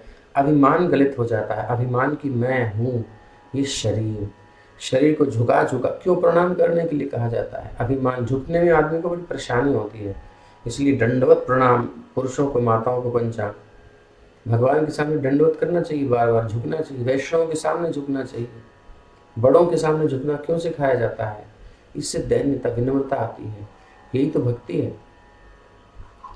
इन दिव्य कर्मों के कारण राजा गए देह में आत्मबोध से मुक्त रहे। देह में, शरीर में आत्मबोध खत्म होता है। जितना हम झुकते हैं, जितना हम सेवा करते हैं, उतना वो ब्रह्म साक्षात्कार में लीन रहने के कारण हमेशा प्रसन्न रहते थे। आदमी बाहर की खुशी से खुशी नहीं होता। बाहर की खुशी जब खत्म हुई तो उसका गुब्बारा भी पिचक जाएगा, वहां क्योंकि डिपेंड है बाहर। अंदर से जब आनंद आता है, यो अंतर सुखो अंतरारामो अंतर ज्योतिरेव च, वो उसका गुब्बारा कभी फूटता नहीं या फिर उसकी हवा नहीं निकलती। वो हमेशा प्रसन्न रहता है, क्योंकि वो किसी पर डिपेंड नहीं है, किसी से सम्मान की उसकी आशा नहीं, किसी के अपमान की चिंता नहीं। वो अंदर से कनेक्टेड है भगवान से, अंदर आनंद का अनुभव कर रहा है। उसका बल्ब फ्यूज नहीं होता, उसमें स्पार्किंग कुछ नहीं होता, झंझट, वो प्रकाशित रहता है।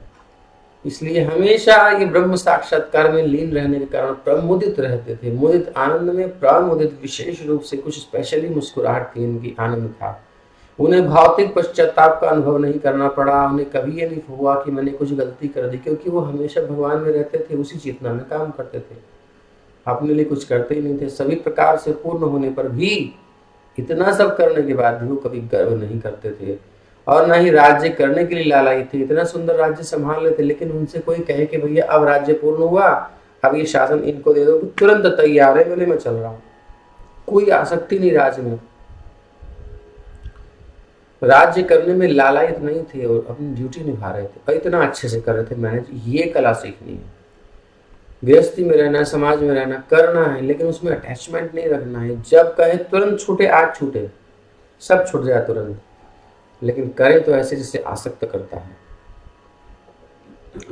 भगवान श्री कृष्ण ने भगवत गीता में कहा है कि वो धरती पर दो प्रकार के प्रयोजनों से अवतरित होते हैं। एक तो परित्राणाय साधूनाम, दूसरा विनाशाय च दुष्कृताम।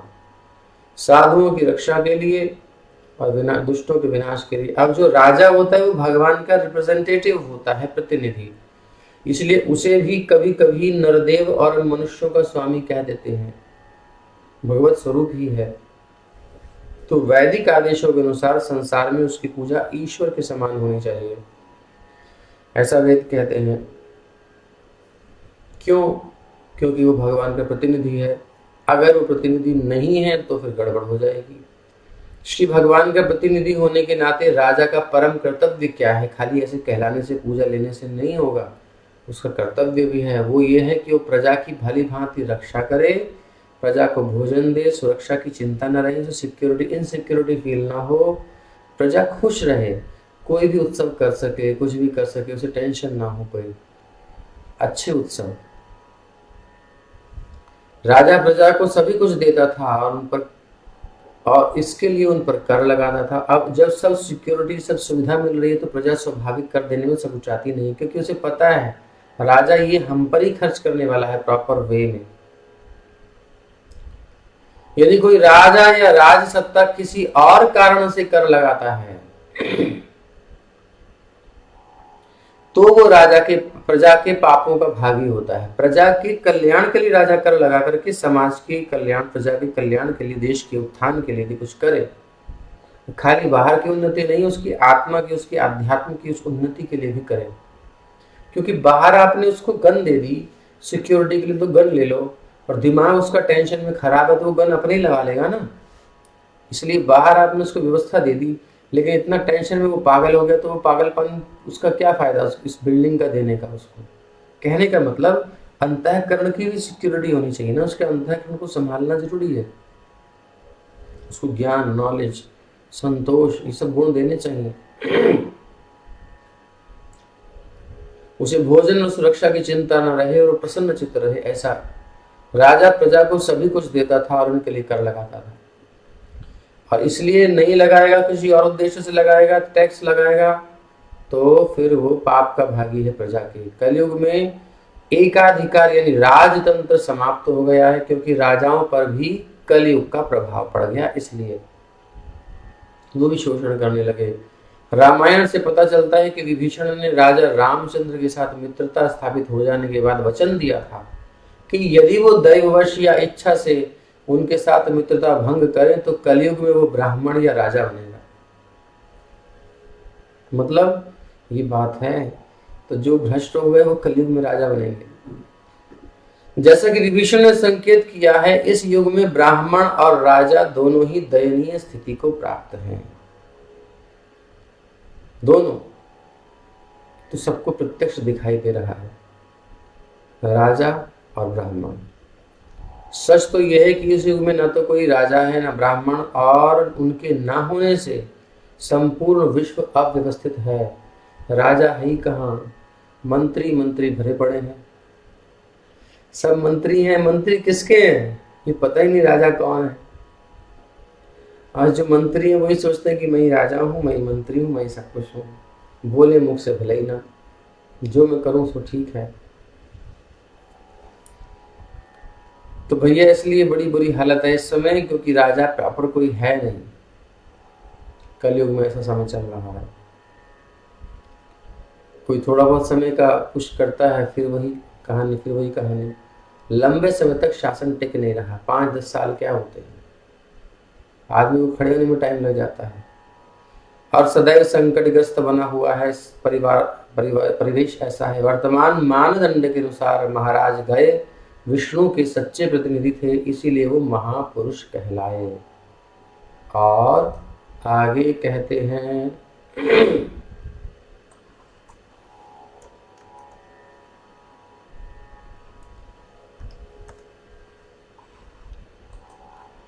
तस्येमां गाथां पांडवे पुरा विदुपगायन्ति। हे राजा परीक्षित, पुराणों को जानने वाले विद्वान राजा गए की स्तुति और महिमा गान निम्नलिखित श्लोकों से करते हैं।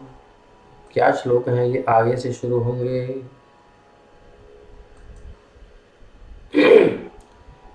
कोई किसी का गायन करता है, गुणगान करता है, तो उसके गुणों के कारण करता है। अब कोई अच्छा प्रोडक्ट होता है, कोई व्यक्ति अच्छा काम करता है, तो प्रजा, ये लोग अपने आप वायरल कर देते हैं ना उस वीडियो को, ये बहुत अच्छा काम है, बहुत अच्छा कर रहे हैं, सब उसको खुशी से वायरल करते हैं। और कुछ प्रमोशन करना पड़ता है, दोनों में अंतर है। तो वर्तमान शासकों के लिए महान राजाओं के ऐतिहासिक प्रसंग आदर्श उपस्थित करने वाले हैं। इन मंत्रियों को पढ़ना चाहिए, हमारे राजाओं के चरित्रों को। वर्तमान काल में विश्व पर शासन करने वालों को, जितने भी दुनिया के राजा हैं, प्रशासक हैं, राष्ट्रपति आदि हैं, वो चाहिए कि वो राजा गए, राजा युधिष्ठिर, राजा पृथु से शिक्षा ग्रहण करें, उस प्रकार प्रजा पर शासन करें जिससे वो सुखी रहे। आजकल की सरकारें किसी प्रकार का सांस्कृतिक, धार्मिक, सामाजिक या राजनीतिक सुधार किए बिना ही बस कर लगाए जा रही है। टैक्स लगाए जाओ, टैक्स लगाए जाओ, टैक्स लगाए जाओ। वेदों के अनुसार इसकी अनुमति नहीं है। अब एक व्यवस्था बन गई है कि चुनाव प्रचार में धन खर्च करना है, इसमें धन खर्च करना है, उसमें करना है। ये व्यवस्था ही खत्म कर देनी चाहिए। किसी पार्टी को इस प्रचार करने की जरूरत नहीं है। इस प्रकार से खर्चा इतना अंधाधुंध, काम बोलना चाहिए, काम कुछ करो तो उतना खर्चा करने में लगा दो, तो प्रजा अपने आप बोलेगी। जो कर रहे हैं उनकी गुणगान कर रही है प्रजा। ऐसा नहीं है कि जो कुछ लोग कर रहे हैं, जो कर रहे हैं उनका गुणगान करती है। गयं नृपः कः प्रतियाति कर्मभिर्यज्वाभिमानी बहुविध धर्मगोप्ता समागतः श्रीः सदसस्पतिः सतां सत्सेवकोऽन्यो भगवत्कलामृते। महान राजा गए सभी प्रकार के वैदिक अनुष्ठान किया करते थे। धार्मिक थे राजा। वो अत्यंत बुद्धिमान और सभी वैदिक शास्त्रों के अध्ययन में दक्ष थे। आज समस्या क्या है, कोई धर्म के प्रति थोड़ा सा आसक्त है तो दूसरी चीज कमी है, कोई और काम अच्छा करा तो धर्म में उसकी निष्ठा नहीं है। अब कैसे समझा जाए, किसी में कुछ दोष है, किसी में कुछ दोष है, अल्टीमेटली सब में कुछ न कुछ मिलावट है। अत्यंत बुद्धिमान राजा थे गए और सभी वैदिक शास्त्रों के अध्ययन में दक्ष थे। शास्त्रों का प्रॉपर अध्ययन किया हुआ था, तभी शासन कर पा रहे थे। उन्होंने धार्मिक नियमों की रक्षा की, और आज कोई धार्मिक नियमों की रक्षा की बात ही नहीं है। बाइबल के नाम पर, कुरान के नाम पर, गीता के नाम पर, ये सनातन धर्म के नाम पर, बुद्ध के नाम पर, जैन के नाम पर, किसी के नाम पर कोई कुछ भी कर ले। कितने मतभेद हो गए, कितने पंथ चालू हो गए हैं। और इन सबको छोड़ो, कोई अपने मन से कोई पंथ शुरू कर दे, किसी को कोई रोक नहीं है। कठोर होना चाहिए शासन भाई। वेद शास्त्र के अनुसार प्रामाणिक जो भी है उसी को चलाना है, उसी को प्रमोट किया जाएगा। कोई भी आ रहा, कुछ भी कर रहा है। इन्होंने धार्मिक नियमों की रक्षा की और वो समस्त वैभव से युक्त थे, सज्जनों के नायक थे और भक्तों के सेवक थे। श्री भगवान के सच्चे अर्थों में सर्वथा अंश, समर्थ अंश थे। इसलिए महान अनुष्ठानों, यज्ञों को संपन्न करने में उनकी तुलना कौन कर सकता है। ये लोग गाते थे कि इस प्रकार से इन्होंने सुंदर यज्ञ किया है।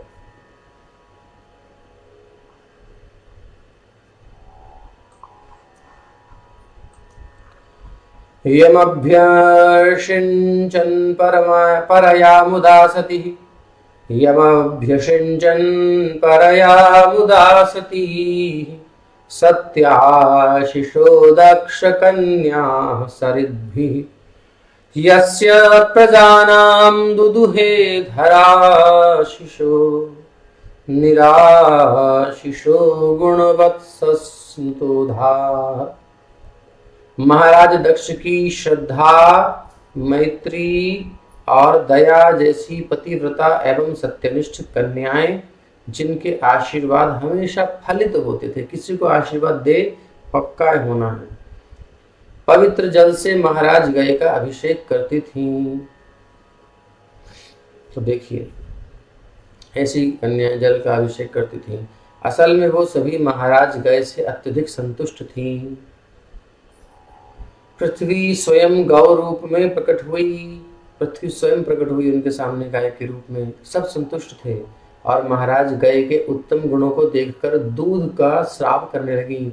जैसे उनके प्रति वात्सल्य, पृथ्वी का इतना सुंदर पालन किया कि पृथ्वी साक्षात गाय के रूप में प्रकट होकर अपना दूध चुआने लगी। दूध गिर रहा था, मानो गाय ने अपने बछड़े को देखा हो। बछड़े को देख के गाय का दूध उतर आता है, ऐसे गाय का थन से दूध निकलने लगा और सामने आकर के स्वयं पृथ्वी देवी।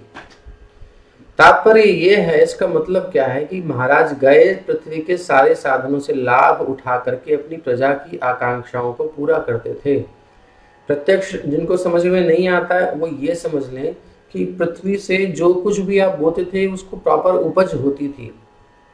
जो भी प्रकृति से हम लेना चाहते हैं, आजकल लुप्त हो गई चीजें, वो पृथ्वी ने सब जागृत करती थी। खूब रत्न, खूब खनिज संपदा प्रॉपर थी, किसी को कोई कमी नहीं, जहां जो चाहिए वो मिल जाएगा। ऐसी पृथ्वी थी उस समय।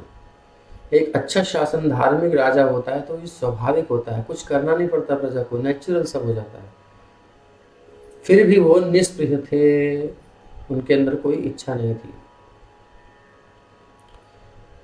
महाराज गए द्वारा शासित पृथ्वी की तुलना गाय से और जिन सद्गुणों के कारण वो प्रजा पर शासन कर रहे थे उसकी तुलना बछड़े से की गई है।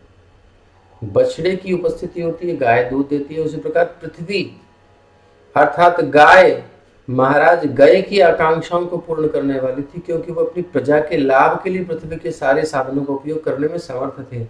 ऐसा इसलिए संभव हो सका क्योंकि दक्ष की सच्चरित्र कन्याओं ने पवित्र जल से उनका अभिषेक किया था। जब तक कोई राजा या शासक उच्च अधिकारियों द्वारा आशीर्वाद प्राप्त नहीं करता ना, तब तक वो संतोषजनक रीति से प्रजा पर शासन नहीं कर सकता। इसलिए संतों का, जो सच्चे संत हैं, उनकी बात मान लेनी चाहिए मंत्रियों को। वो मानते नहीं है, वो चिल्ला चिल्ला के कहते हैं, समझ में नहीं आती इन लोगों को। शासक के सद्गुणों से ही प्रजा प्रसन्न होती है और योग्य बनती है।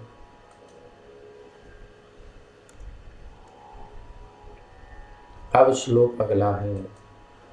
छंदांस्य कामस्य च यस्य कामान, ये प्रजा गाती है महाराज गए के बारे में। ये सब प्रजा लोग गा रहे हैं, इन श्लोकों से उनका गुणगान करती है। ठीक है, वो बता रहे हैं छंदांस्य कामस्य च यस्य कामान दुदुहुराज हुरथो बलिनृपा प्रत्यंचिता युधि धर्मेण विप्रा यदा शिशां षष्ठमंशं परित्य। जबकि महाराज गए में इंद्र तृप्ति के लिए किसी प्रकार की कोई पर्सनल डिजायर नहीं थी, व्यक्तिगत इच्छा नहीं थी, किंतु वैदिक अनुष्ठानों को पूरा करने के कारण उनकी सारी इच्छाओं की पूर्ति होती रहती थी। ये रहस्य है। आपकी कोई इच्छा नहीं भी है लेकिन आपकी नीड है तो भगवान की कृपा से पूरी हो जाएगी, यदि धर्म का पालन करेंगे तो। जिन राजाओं से महाराज गए को युद्ध करना पड़ता, वो धर्म युद्ध करने के लिए विवश हो जाते। वो महाराज गए के युद्ध से बहुत संतुष्ट होकर उन्हें सभी प्रकार की भेंटें प्रदान करते। अगर युद्ध करना भी पड़ता तो धर्म युद्ध होता था, द्वेष नहीं होता था, कोई सत्ता की लोलुपता नहीं थी, धर्म की लोलुपता थी कि तुम धर्म का पालन ठीक से नहीं करो, इसलिए दंड के पात्र हो, युद्ध करो। तो फिर वो भी खुश हो जाते थे कि बताओ धार्मिक कितना राजा है, हमसे द्वेष नहीं है, इसका धर्म से प्रेम है। तो वो भी उसको, राजा को अपना भेंट प्रदान करते थे। इसी प्रकार से उनके राज्य के सारे ब्राह्मण उनके मुक्त दान से बहुत संतुष्ट रहते थे।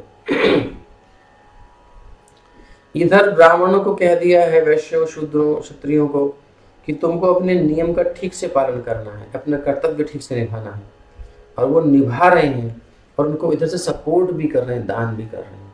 तो जब विप्रगणों को इस प्रकार से दोनों प्रकार से सपोर्ट मिलेगी, गलत करने की इच्छा बची नहीं है, धन दे रहे हैं तो फिर सही जगह लगाएंगे।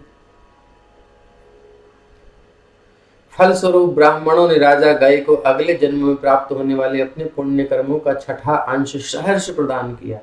छठा भाग राजा को प्राप्त होता है अगर वो ऐसे सेवा करता है तो, और अगर नहीं करता है तो छठा भाग पापों का भी प्रदान होता है प्रजा की, राजा को। तो ये बात है, सबकी संतुष्टि। महाराज गए जो थे ना, बड़े परफेक्ट थे, राजा को समझना चाहिए। ब्राह्मण क्षत्रिय सभी महाराज गए से संतुष्ट थे, बहुत संतुष्ट थे। दूसरे शब्दों में कहा जा सकता है कि महाराज गए ने क्षत्रिय राजाओं को अपने युद्ध से संतुष्ट किया, ब्राह्मणों को दान से संतुष्ट किया, वैश्य भी राजा के उदार वचनों और प्रेमपूर्ण व्यवहार से प्रसन्न रहते थे। व्यापारियों को थोड़ा मिलनसार होना चाहिए, थोड़ा उनको सपोर्ट होना चाहिए। उनको ये लगे कि हम, व्यापारी कुछ चाहते नहीं है, व्यापारी तो और देते हैं। व्यापारियों को संतोष चाहिए, निर्भयता चाहिए, उनको एक सिक्योर चाहिए माहौल, खूब अच्छे से व्यापार करेंगे। तो इसलिए उनको प्रेमपूर्ण वचन और व्यवहार देते थे। शूद्र थे, शूद्र उनके सतत यज्ञों से प्रचुर भोजन और दान प्राप्त करके संतुष्ट थे। जो लेबर क्लास के जो लोग, जो जिनकी बुद्धि इतनी काम नहीं करती, जो हायर स्टडी नहीं कर सकते, जो निम्न क्लास के हैं, नेचुरल शूद्र आदि हैं, जिनकी वृत्तियां थोड़ी छोटी छोटी हैं, जो निम्न कामों में लगे रहते हैं, वो भी प्रजा में ही हैं, श्रद्धालु हैं, तो काम करेंगे वो। तो फिर वो यज्ञ आदि में सहायता करते हैं, सेवा करते हैं। उनको बढ़िया A1 क्लास का देसी घी का सोने के पात्रों में भोजन मिल रहा है, चांदी के पात्रों में मिल रहा है, अथवा जिसमें भी मिल रहा है भोजन बढ़िया मिल रहा है, नंबर A1 क्लास का खाने को मिल रहा है। और उनको इतना सुंदर उत्सव में उनको सम्मिलित होने को मिल रहा है। यज्ञ आदि बड़े आनंद के साथ होते थे। सज्जनों से मुख से उनको कथा सुनने को मिलती, चर्चा सुनने को मिलती, तो मन में संतोष हो ही जाता है आदमी के। तो शूद्र उनके यज्ञों से, जो कि सतत चलते रहते थे, ऐसा नहीं था कि उनके पास काम ना बचे। यज्ञ आदि करने के लिए बहुत सारी सेवाएं होती हैं, वितान बनाना पड़ता है, मंडप बनाना पड़ता है, कई काम होते हैं। तो ये वर्कर, ये शूद्र आदि सब लगे रहते हैं, इनको अपना मस्त रहते हैं, भोजन की कमी नहीं है, काम की कमी नहीं है। और फिर उसमें संतों का दर्शन हो रहा है, ऐसा एनवायरनमेंट है, सुंदर हवा है, जहर नहीं है हवा में आज की तरह। प्रचुर भोजन और दान भी, उनको दान भी मिलता था, सब उनको मनी भी मिलती थी, तो सब संतुष्ट रहते थे। इस प्रकार राजा गए अपनी सारी प्रजा को संतुष्ट रखते थे और बहुत संतुष्ट रखते थे। जब ब्राह्मणों और साधुओं का सम्मान किया जाता है तो वो सम्मान और सेवा करने वालों को अपने पुण्य कर्मों का एक अंश अपनी इच्छा से सहर्ष प्रदान कर देते हैं। तो किसी विप्र को यदि दान करते हैं और वो विप्र सत्वगुणी है, प्रॉपर अपने नियमों का पालन कर रहा है, तो उसकी पूजा का छठा अंश आपको प्राप्त होता है। इसलिए ये सब बातें, दान का इतना महत्व है। ये तो साधारण दान हुआ। अगर आप कृष्ण की सेवा के लिए दान करते हो फिर तो भक्ति है, वो सीधा, वो तो दान है ही नहीं, वो तो भगवान की भक्ति हो गई। अगर आप भगवत प्रचार के लिए दान करते हो तो वो तो स्टेज अलग है, ये जो दान है वो दूसरा वाला है। आता है जैसा कि भगवत गीता में कहा गया है, तद विद्धि प्रणिपातेन परिप्रश्नेन सेवया उपदेक्षन्ति ते ज्ञानं ज्ञानिनस्तत्वदर्शिनः। मनुष्य को चाहिए कि वो सद्गुरु के शरणागत होकर दंडवत प्रणाम, विनम्र जिज्ञासा और निष्कपट भाव से उनकी सेवा करे, सब मिल जाएगा। यस्याध्वरे भगवान अध्वरात्मा मघो निमाद्यत्युरुसोमपीठे श्रद्धा विशुद्धा चल भक्ति योग समर्पितेज्या फलमा जहार। महाराज गए के यज्ञों में सोम नामक मादक द्रव्य का अत्यधिक प्रयोग होता था। इनमें राजा इंद्र आया करते थे और प्रचुर मात्रा में सोम रस पीकर अंध मस्त हो जाते थे। भगवान श्री विष्णु यज्ञ पुरुष भी आया करते थे, इंद्र भी आते थे, भगवान भी आते थे यज्ञ में, और यज्ञ क्षेत्र में विशुद्ध भक्ति पूर्वक उनको समर्पित किए गए यज्ञ फल को स्वयं स्वीकार करते थे। तो यज्ञ भगवान की प्रसन्नता के लिए ही करते थे, इसका मतलब भगवान यज्ञ फल को स्वीकार करते थे। महाराज गए इतने फेमस हो गए थे ना कि स्वर्ग के राजा इंद्र भी जो है अपने अधीन देवता सारे संतुष्ट रहते थे। स्वयं भगवान विष्णु यज्ञ क्षेत्र में हव्य ग्रहण करने के लिए आते थे। महाराज गए को अनिश्चित ही देवताओं द्वारा भगवान के आशीर्वाद प्राप्त हुआ करते थे। ऐसी शासन व्यवस्था सुंदर, फेमस, देश विदेश में ही नहीं स्वर्ग तक फेमस हो गए महाराज जाकर के। क्या बात है, ऐसा करना चाहिए। तो देखिए काम करना चाहिए, कुछ करना चाहिए, तभी बात बनेगी। यत् प्रीणनाद बर्हिषि, अभी समस्या ये भी है कि जिसकी सामर्थ्य है वो कर सकता है, लेकिन उसके ऊपर हाथ बंधे हैं। ऐसे कई मंत्री हैं जो भी करना चाहते हैं लेकिन वो कर नहीं पाते, क्योंकि सिस्टम ऐसा बना हुआ है। तो भय है 5 साल के बाद सरकार फिर बदल जाएगी। कुछ लोग, अब प्रजा में क्या सिस्टम हो गया है, वोटिंग सिस्टम हो गया है। अब वोटिंग देने वाले कुछ लोग हैं जो कि धर्म के अनुकूल हैं, कुछ प्रतिकूल हैं। मोस्टली प्रजा दुष्टी ही है। वो क्या है, उसे धर्म से मतलब नहीं। अब उसमें भी धर्म को, अर्थ को नहीं जानते, वो सोचते हैं हमारे हिसाब से, वो सोचते हैं हमारे हिसाब से। तो अब कुछ लोग, इसलिए नेता भी अलग अलग हो गए, जो कि मुस्लिम तोषण करते हैं, जो कि क्रिश्चियंस का तोषण करते हैं, कुछ हिंदुओं का तोषण करते हैं। अब ये बटी गई ना हिसाब किताब, तो वोट भी बट गए कुछ, अब उसमें भी बांटे जा रहे हैं। बांटने की जो नीति है ना, कूटनीति, बड़ी खतरनाक अंग्रेज दे गए। आज तक वो बढ़ता ही जा रहा है भारत। तो किसी एक पक्ष को लेकर के आगे आता है, उसके माध्यम से आगे बढ़ता है। तो ये सब तो कंपटीशन हो गया, युद्ध के ही काम बन रहे हैं। ये एकता कहाँ बचेगी ऐसे बताइए संसार में। इस प्रकार की वातावरण को उत्पन्न किया जा रहा है, बड़ी खतरनाक स्थिति है। कह रहे हैं यत् प्रीणनाद बर्हिषि देवतिर्यं मनुष्य वीरो तृणमा विरिञ्चात् प्रीयेत सद्यः सह विश्वजीवः प्रीतः स्वयं प्रीतिमगाद् गयस्य। जब परमेश्वर किसी व्यक्ति के कर्मों से प्रसन्न होते हैं तो ब्रह्मा से लेकर समस्त देवता, मनुष्य, पशु, पक्षी, लताएं, तृण, तिनके तक, यानी प्रकृति, नेचर भी साथ हो जाती है। सारी जीवात्माएं अपने आप प्रसन्न हो जाती हैं। जब किसी व्यक्ति से भगवान प्रसन्न होते हैं तो कृष्ण भक्ति का ये प्रभाव है। समझिए बात को। जड़ में जल देने से सारे पेड़ पौधे के जो भी अंग प्रत्यंग हैं वो हरे भरे हो जाते हैं। श्री कृष्ण भक्ति करने से समस्त एनवायरनमेंट में चेंज आ जाता है। उस व्यक्ति के प्रति सबकी भावना में परिवर्तन आ जाता है। उसके लिए सृष्टि बदल जाती है, जो जितना डूब जाता है। तो जब परमेश्वर किसी व्यक्ति के कर्मों से प्रसन्न होते हैं तो ब्रह्मा से लेकर समस्त देवता उस पर प्रसन्न होते हैं। मनुष्य भी उस पर अनुकूल हो जाते हैं। पशु जानवर भी उसकी हिंसा नहीं करते। पक्षी, लताएं, तिनके, घास फूस आदि सब और अन्य सारी जीवात्माएं अपने आप प्रसन्न हो जाती हैं। ये रहस्य है। पूर्ण पुरुषोत्तम भगवान सबकी आत्मा है और वो स्वभाव से प्रसन्न रहते हैं। तो भी वो महाराज गए के यज्ञ क्षेत्र में आए, यानी उनको कोई नीड नहीं थी, लेकिन इनकी ऐसी सेवा थी। कभी कभी कुछ लोग बहुत बड़े होते हैं और वो हमारे प्रेम के वश में हमारे बीच में आ जाते हैं, यद्यपि उनकी कोई जरूरत नहीं है, कोई उनको आने की कोई वो नहीं है, लेकिन हमारे प्रेम से आ जाते हैं। ऐसे भगवान आते थे और उन्होंने कहा मैं पूरी तरह प्रसन्न हूं तुमसे, चिंता मत करो। जड़ सींचो, सब प्रसन्न हो जाएगा, सब ठीक हो जाएगा। तो केवल भक्ति करने से सब हो सकता है। ये बात हमें समझ लेनी चाहिए, जल्दी समझ लेनी चाहिए, नहीं तो गड़बड़ हो जाएगी।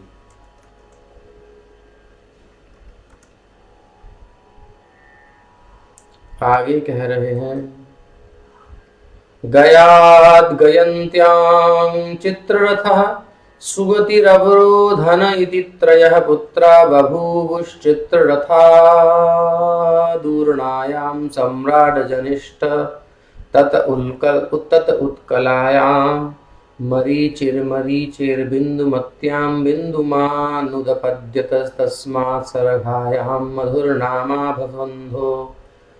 भवन्मधोः सुमनसि वीरव्रतस्ततो भोजायां मन्थु प्रमन्थु जज्ञाते मन्थोः सत्यायां भौवनस्ततो दूषणायां त्वाष्टा जनिष्ठ त्वष्टुर्विरोचनायां विरजो विरजस्य शतजित् प्रवरं पुत्र शतं कन्यां च विशूच्यां किल जातम। अब महाराज इनकी संतति का वर्णन किया जा रहा है। संतति के वर्णन में कह रहे हैं,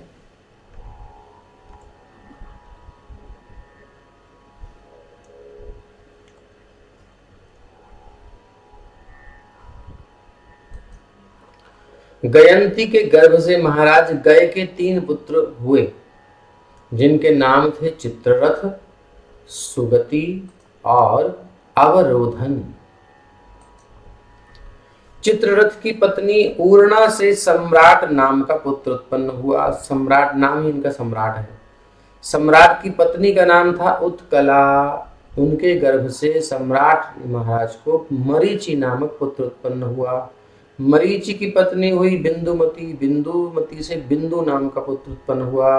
बिंदु की पत्नी सरघा के गर्भ से मधु नाम का एक पुत्र हुआ।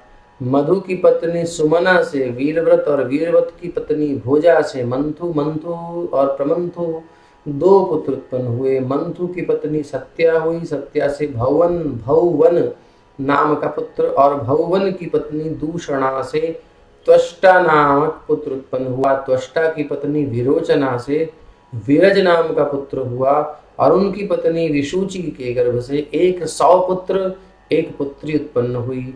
इन सभी पुत्रों में शतजित नाम का जो पुत्र था वो सबसे श्रेष्ठ था, सर्वोपरि था। अब उसके बारे में भी कुछ श्लोक गाया जाता है, यानी उसकी भी बड़ी महिमा हुई। ऐसा नहीं था वो पुत्र ऐसा वैसा ही था। ये सब संतति का वर्णन क्यों किया जा रहा है, ये समझना चाहिए।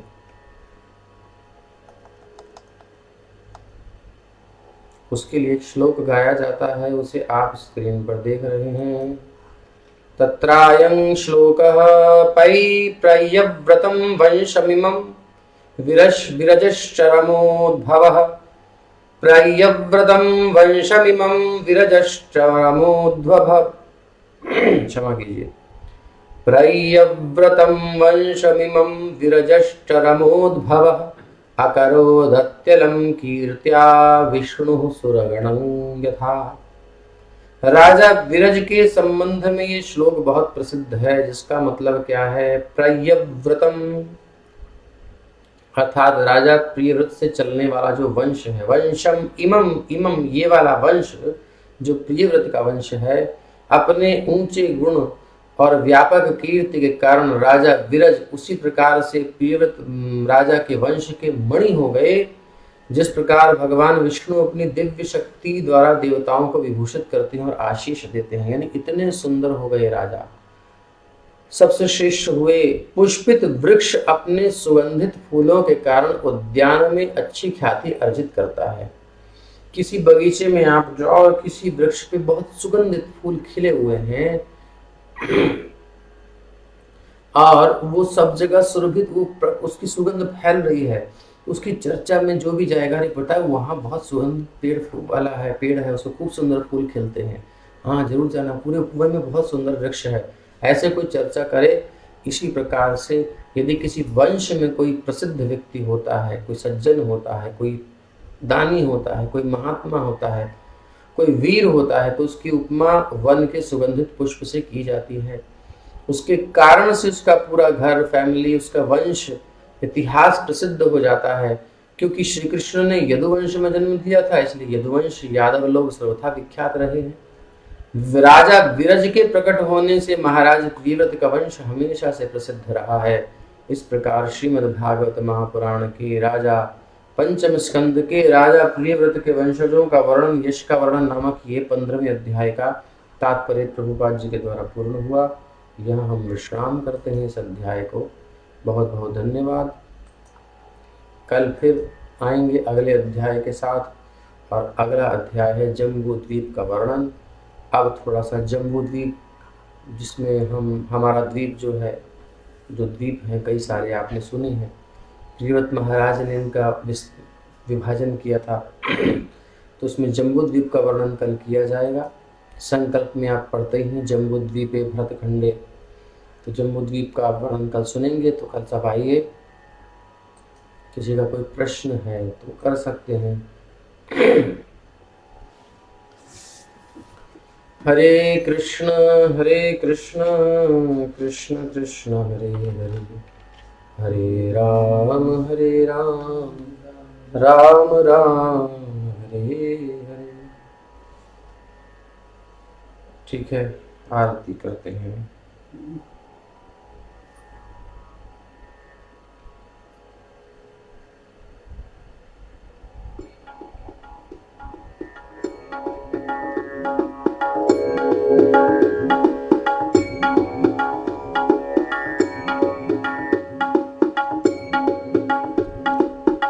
आरती अति पावन पुराण की, आरती अति पावन, धर्म भक्ति विज्ञान खान की, धर्म भक्ति विज्ञान, महापुराण भागवत निर्मल, महापुराण शुक मुख विगलित निगम कल्प फल, शुक मुख विगलित परमानंद सुधारसमय कल, परमानंद सुधारसमय कल, लीलारती रस रस निधान की, आरती अति पावन पुराण की, धर्म भक्ति विज्ञान खान की, कलिमल मथनी त्रिताप निवारिणी, कलिमल मथनी त्रिताप निवारिणी, जन्म मृत्युमय भव भयहारिणी, जन्म मृत्युमय सेवत सतत सकल सुखकारिणी, सेवत सुमहौषधि हरि चरित गान की, सुमहौषधि हरि चरित गान की, आरती अति पावन पुराण की, विषय विलास विमोह विनाशिनी, विषय विलास विमल विराग विवेक विकाशिनी, विमल विराग विवेक विकाशिनी, भगवत तत्व रहस्य प्रकाशिनी, परम ज्योति परमात्म ज्ञान की, परम ज्योति आरती अति पावन पुराण की, आरती अति पावन, विषय परमहंस मुनि मन उल्लासिनी, परमहंस मुनि मन उल्लासिनी, रसिक हृदय रस रास विलासिनी, रसिक हृदय रस विलासिनी, भुक्ति मुक्ति रति प्रेम सुदासिनी, भुक्ति मुक्ति रति प्रेम सुदासिनी, कथा किंचन प्रिय सुजान की, कथा किंचन प्रिय सुजान की, आरती अति पावन पुराण की, धर्म भक्ति विज्ञान खान की, हरे कृष्ण कृष्ण कृष्ण हरे हरे, हरे राम राम राम हरे हरे, हरे कृष्ण कृष्ण कृष्ण हरे हरे, हरे राम राम राम हरे हरे, हरे कृष्ण कृष्ण कृष्ण हरे हरे, हरे राम राम राम हरे हरे, हरे कृष्ण कृष्ण कृष्ण हरे हरे, हरे राम राम राम हरे हरे, हरे कृष्ण कृष्ण कृष्ण हरे हरे, हरे राम राम राम हरे हरे। जय ओम विष्णुपाद परमहंस परिव्राजकाचार्य ष्टोत्तर श्री श्रीमद् अभय चरणारविंद भक्ति वेदांत स्वामी प्रभुपाद की जय। जय ओम विष्णुपाद परमहंस परिव्राजकाचार्य अष्टोत्तर शत श्री श्रीमद् भक्ति सिद्धांत सरस्वती गोस्वामी प्रभुपाद की जय। जय श्री रूप सनातन भट्ट रघुनाथ श्री जीव गोपाल भट्ट दास रघुनाथ षड गोस्वामी भक्त वृंद की जय। अनंत कोटि भक्त वैष्णव वृंद की जय। नामाचार्य दास ठाकुर की जय। प्रेम से कहो श्री कृष्ण चैतन्य प्रभु नित्यानंद श्री अद्वैत गदाधर शिवासादि गौर भक्त वृंद की जय। श्री श्री गंगा माई यमुना माई भक्ति देवी तुलसी महारानी की जय। राधा कुंड श्याम कुंड की जय। गिरि गोवर्धन की जय। वृंदावन मथुरा धाम की जय। मायापुर नवद्वीप धाम की जय। पुरुषोत्तम श्री जगन्नाथपुरी धाम की जय। श्री श्री राधा श्याम सुंदर ललिता विशाखा की जय हो। श्री राधा रमण लाल की जय। राधा वल्लभ लाल की जय। श्री श्री कृष्ण बलराम की जय। जगन्नाथ बलदेव सुभद्रा महारानी की जय। सुदर्शन जी की जय हो। सीताराम लक्ष्मण हनुमान जी महाराज की जय। श्रीमद्भागवत महापुराण की जय। गौर निताय की जय। ओम नमो भगवते नरसिंहाय नमस्तेजस्तेजसे आविराविर्भव वज्र नख वज्र दंष्ट्र कर्मा शयान रंधय रंधय तमो ग्रस ग्रस ओम स्वाहा अभयमभयमात्मनि भूयिष्ठा ओम क्षौम। भक्ति विघ्न विनाशक श्री नृसिंह भगवान की जय। भक्त शिरोमणि प्रहलाद महाराज की जय। श्री प्रभुपाद की जय। बहुत बहुत धन्यवाद। निताय गौर प्रेमानंदे हरि हरि बोल। जय जय श्री राधे श्याम। फिर मिलते हैं कल प्रातः काल नए अध्याय के साथ वार्षिक पारायण अर्थात 1 वर्ष तक चलने वाले पारायण में पाठ में। हरे कृष्ण।